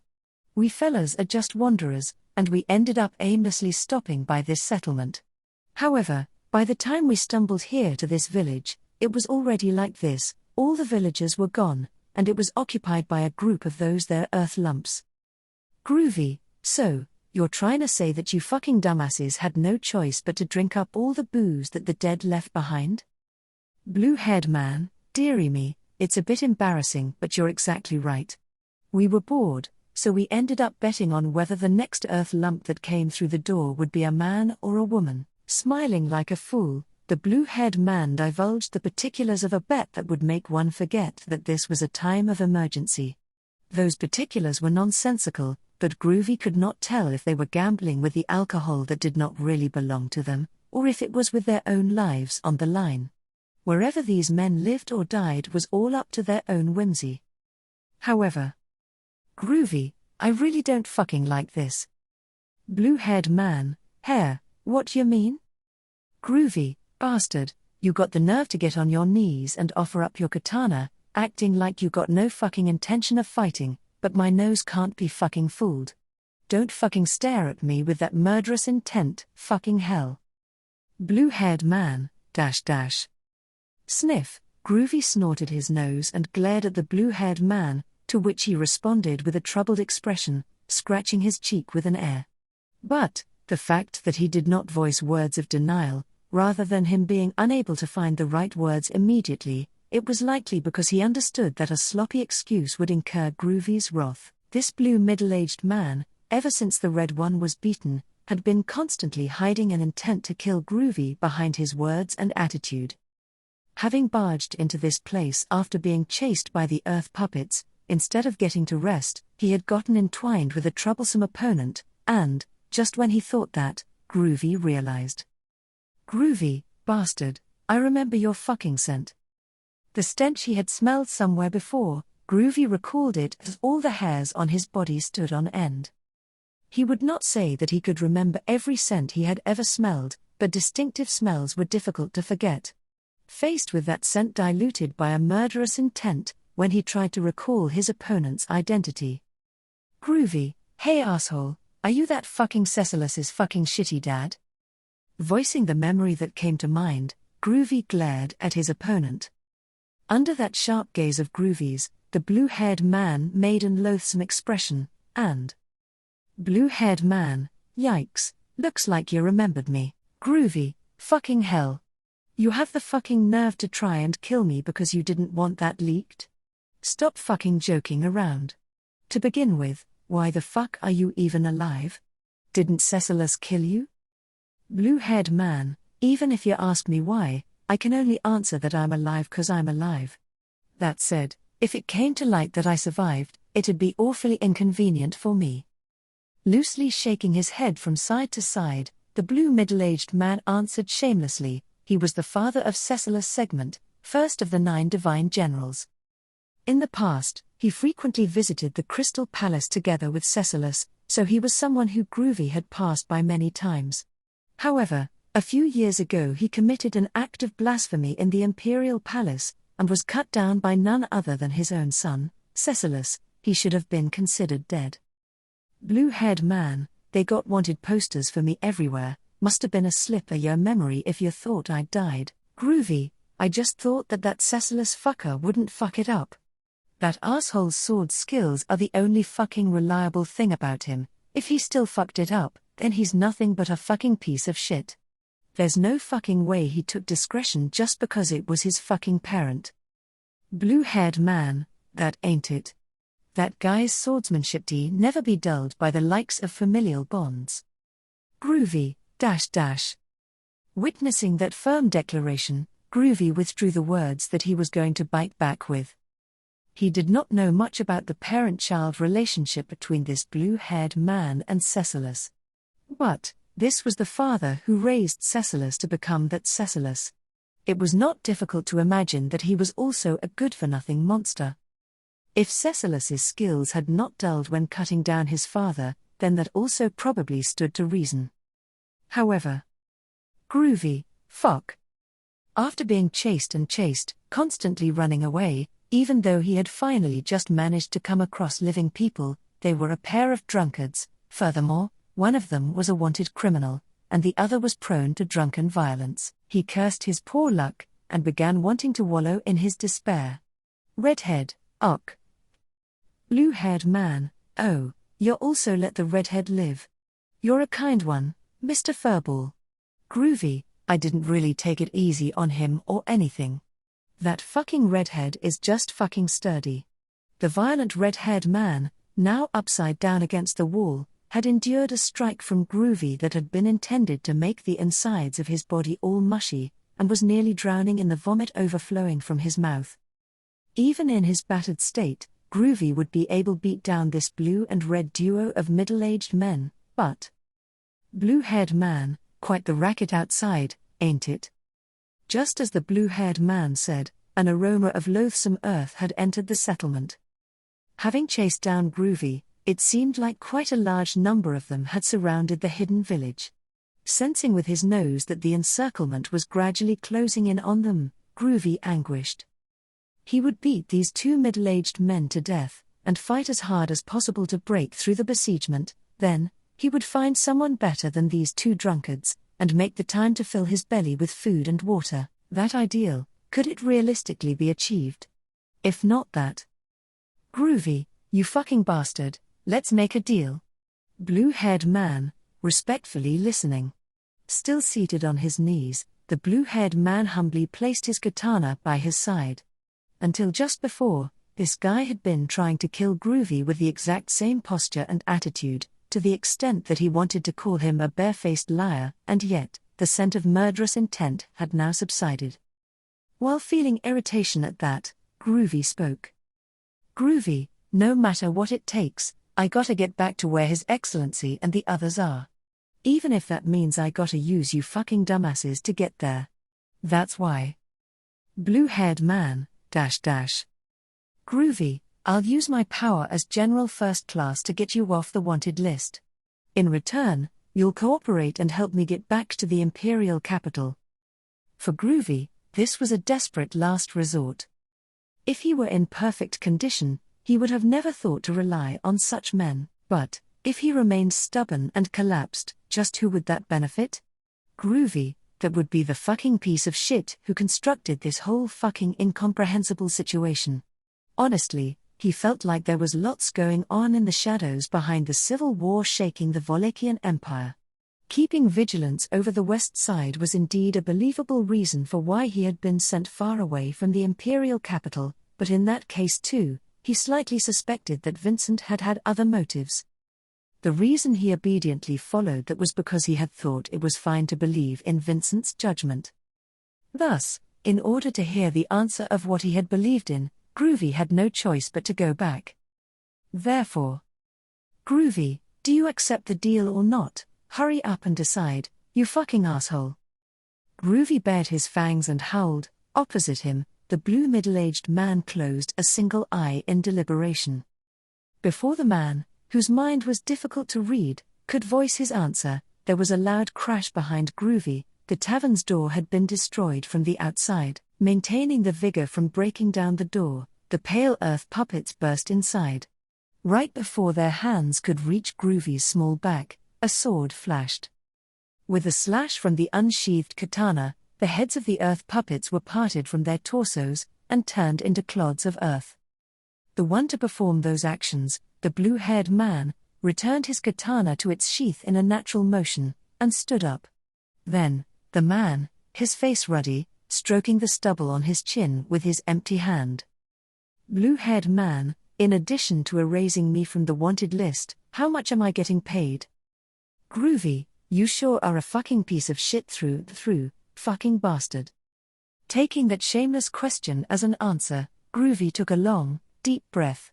Then, it seemed like his vision spun around, and Groovy, fuck. Indeed, his physical strength had reached its unavoidable limit, and overwhelmed, Groovy's consciousness sank to a dark riverbed. Blue-haired man, goodness gracious, to think he'd doze off and delay sorting out the finer details for later, this furball gentleman is quite the pleasant character. Having languidly tumbled down on the spot, the small beastman began heartily snoring. One of the apexes of the Wallachian Empire's military strength, Groovy Gumlet of the 9 Divine Generals, looking down on him, Rowan Segment, his face red from drinking, tilted his head in contemplation. The terms that had just been presented, Groovy did not seem like the kind of person to go against his word. Upon consideration, these terms were sufficient. Of course, he also considered continuing to run away. He could stab the sleeping Groovy in the heart here, but then he would merely proceed with his life on the run. "Rowan, if I did such a thing, just who in the world would it benefit? Plus, it'd be more proactive of me if I took this as luck being on my side. At long last, the curtain rises on the third act of my life." As he took firm steps upon the ground, Rowan worried about the slight cramp in his left leg. However, he then chuckled to himself, realizing that there was no longer any need to act reactively. Nevertheless, the top priority right now was to get out of this place alive, so as he sensed the presence of the earth lumps gathering outside the bar, he heaved Groovy up. Then, he stepped towards his companion who was upside down against the wall, Heinkel, and gave him a good kick. "Rowan, hey, redhead, wakey. The situation's changed." Heinkel, huh? "Rowan, I'd have trouble sleeping if I just left you here. Redhead, if your life has come to a dead end, then your best bet is to turn the tables by taking up the sword and fighting alongside me here." Rowan spoke in an intensely loud voice, and Heinkel reluctantly opened his eyes up wide. Through his upside-down vision, he looked at Rowan, and at Groovy upon the former's shoulder. He slightly swung his legs and flipped himself back upright, then immediately began to stagger due to the dizziness. Heinkel, what the? I feel like shit. Rowan, rather, to give such an answer after taking a hit from a general first class is nothing short of a big shot. Come on now, we just about drank up all the booze here, so it's a good time to start drifting over to the next place. Heinkel, what about that beast man? We eating him?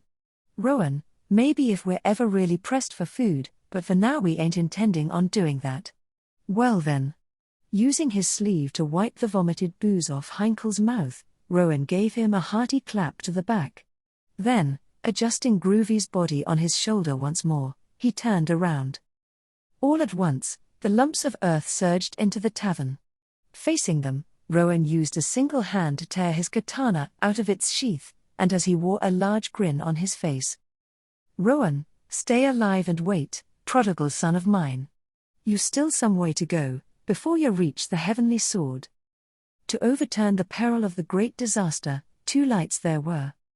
That was the prophecy brought forth by the stargazer Ubilk, shackled in chains. No, as he would put it, it was the commandment. This statement from the stargazer, a being treasured in the Volakian Empire and reputed to have accurately predicted numerous events, struck Subaru with a profound impact.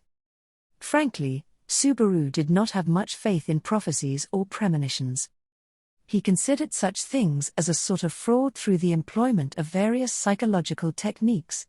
Of course, he recognized that in this different world, phenomena unconstrained by common sense could very well occur. After all, depending on how one saw it, the results that Subaru's return by death brought about could be regarded as a way to avoid the worst possible future through foresight. If possible, he would have been more grateful to know the future without having to die. Regardless. Subaru, a girl, unable to communicate with words. To rephrase and say that Subaru was not the stargazer, going to such lengths just to transmit accurate information. The implication brought to mind an individual, and Subaru caught his breath. However, before Subaru could inquire about the true intent, Abel, standing beside him, turned a cold gaze towards Ubilk. Vincent, one of the lights you spoke of, if it is Groovy Gumlet, he is dead. Ubilk, eh? Ubilk's eyes widened and his mouth gaped open at the outright declaration. That was to be expected.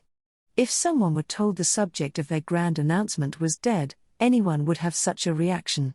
In fact, Subaru was also taken aback by Abel's claim. Ignoring Subaru and the other's surprise, Abel, his arms folded, shrugged his shoulders lightly. Vincent, out of a mouth that pompously declared that the stars are on my side, came that. It is rather a letdown, to say the least. Subaru, hold on, hold on, hold on. Don't just speak as if it's true. It's still unconfirmed. Vincent, fool. With no signs of him converging, he is as good as dead. Subaru, don't lump as good as dead with he is dead. You overthink the worst-case scenarios so much that you kill people off in your mind. Subaru snapped back vigorously at Abel's words, which seemed to be needlessly stirring up Ubilk. There was no particular reason to deceive Ubilk right here and now, so this was a well-deserved retort. In response to Subaru and Abel's exchange, Ubilk released a conspicuously relieved sigh. Ubilk, I received no indication if he was alive or not. So, wouldn't it be fine to assume General First Class Groovy hasn't died? Vincent, we have long lost contact and there is no movement from the army he was supposed to be leading in the West. If his whereabouts are unknown, it would be more constructive to speak as if he is dead. Subaru, constructive in building what? A graveyard? Possibly taking Subaru's words as teasing, a hint of severity entered Abel's gaze. However, since there was no reason to back down from his stance, Subaru stuck out his tongue in response and turned to Ubilk.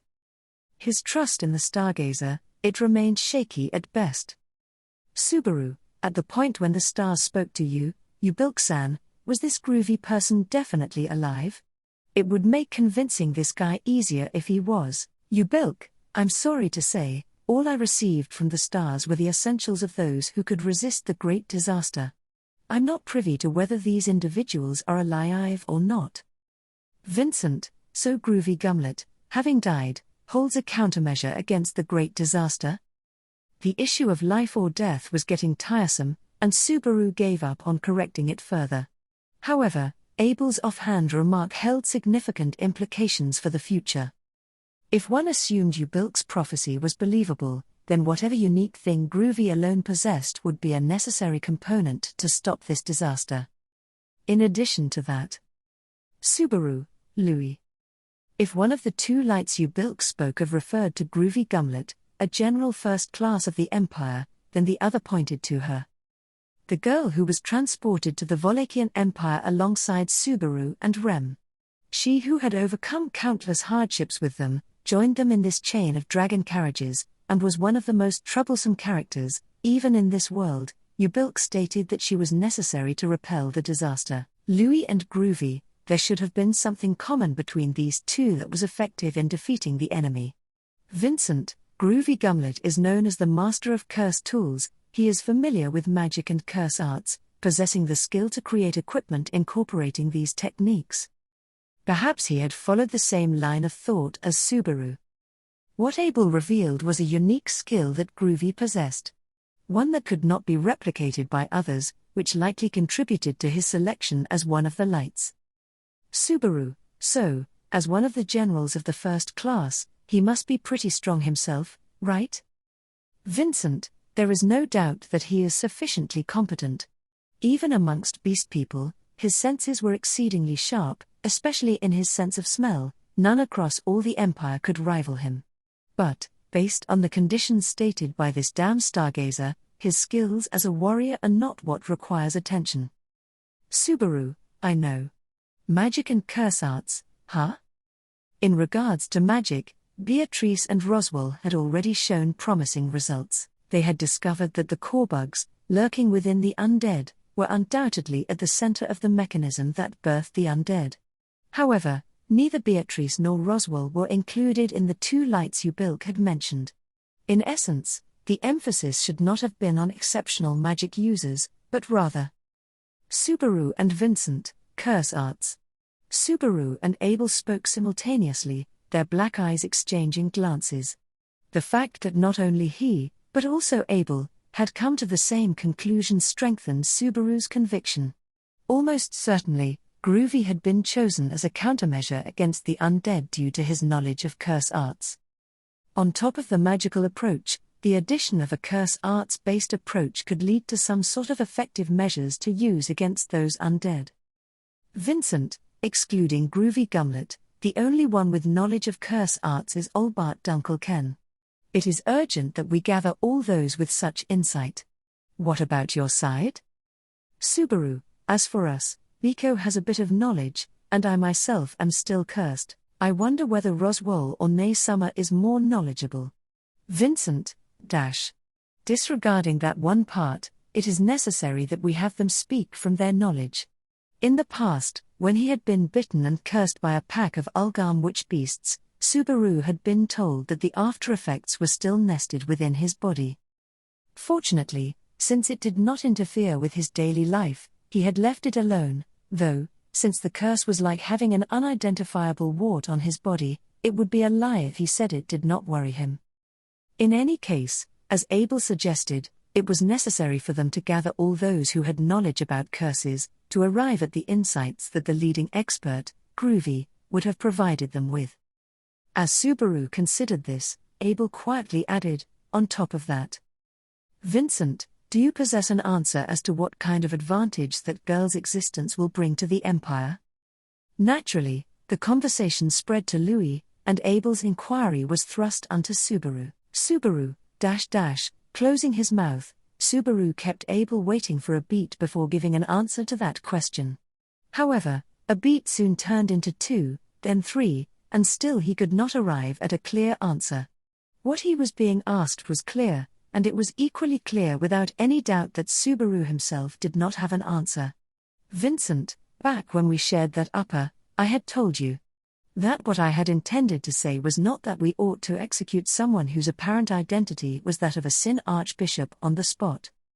As if in lieu of the silent Subaru, Abel pushed further on the topic of Louis.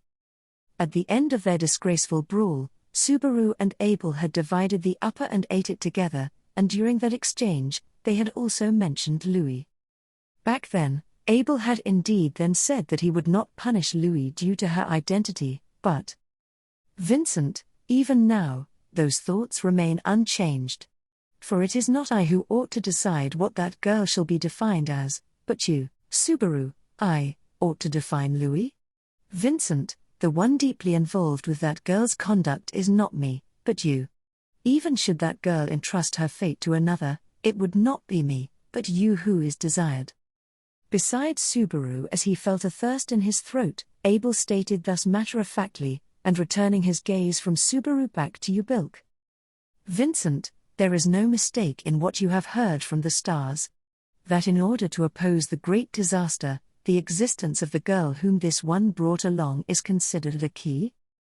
Ubilk, dash. Yes, my story hasn't shined, tilde. Just like for General First Class Groovy, I don't know how what the stars have acknowledged in that child. The chains jingling as he shrugged, Ubilk replanted the seed of the unchanged dilemma. He was yet unaware of how it would sprout, what buds it would form, and what flowers it would bloom. Even if he was unaware, Subaru had fully understood that he could not merely continue to carry the seeds with him, neither allowing the flowers to bloom nor wither. Then, as Subaru worried himself over that reality, the Emperor, who would never conduct himself to try and understand the pain of others, proceeded to tell Subaru without a shred of mercy. Vincent, arrive at a conclusion swiftly. Though, that is only if the taste of that upper, and all of your big talk, were not falsehoods. Emilia, Subaru, did you get to hear what you wanted? Upon exiting the cabin where Ubilk was being held captive, he was greeted by an anxiously awaiting Emilia. The existence of the stargazers was pretty much considered confidential information in the Wallachian Empire, so people from the kingdom, with the exception of Subaru, were not allowed to be present in the room. Subaru was already acquainted with Ubilk, and it seemed that Abel had made the judgment that he ought to be allowed to hear what the stargazer had to say. Subaru, if you're asking if I heard it, then I did, and if you're asking if I didn't hear it, then I didn't. Beatrice, that answer completely avoids the point. In fact, are you saying it was just a waste of time, I suppose? Subaru, no, I don't think so. Beatrice had trotted across to Subaru, whose enunciation had unconsciously gotten worse, and had taken hold of his hand, furrowing her brows. However, neither Beatrice nor Emilia, nor Otto nor Garfield, who also happened to be present, wanted to rush Subaru's answer. With a vague feeling that their consideration was different from that of the imperial people, he ended up wanting to indulge in the warmth of their kindness that he had so dearly missed. But Subaru, that's a no-go. It was not something that he could keep turning his face away from forever. Outweighing his dishonesty, the situation had reached a point of urgency. Above all, at the time when he was separated from those who would forgive his avoidance, it would not be Subaru who would suffer the most. Therefore, Subaru, everyone, though it's also for the sake of the Empire, there's something I want to have a serious discussion about. Emilia, something you want to discuss with everyone? Subaru, yeah. As Emilia asked in return, Subaru nodded and took a deep breath. For everyone here, and even for those who were valuable to Subaru but not present here, it was a subject that they absolutely could not avoid, that they must not avoid. And that was Subaru, about the Sin Archbishop of Gluttony, Louis Arneb. Let's have a proper discussion. Of Gluttony, Louis Arneb. Let's have a proper discussion.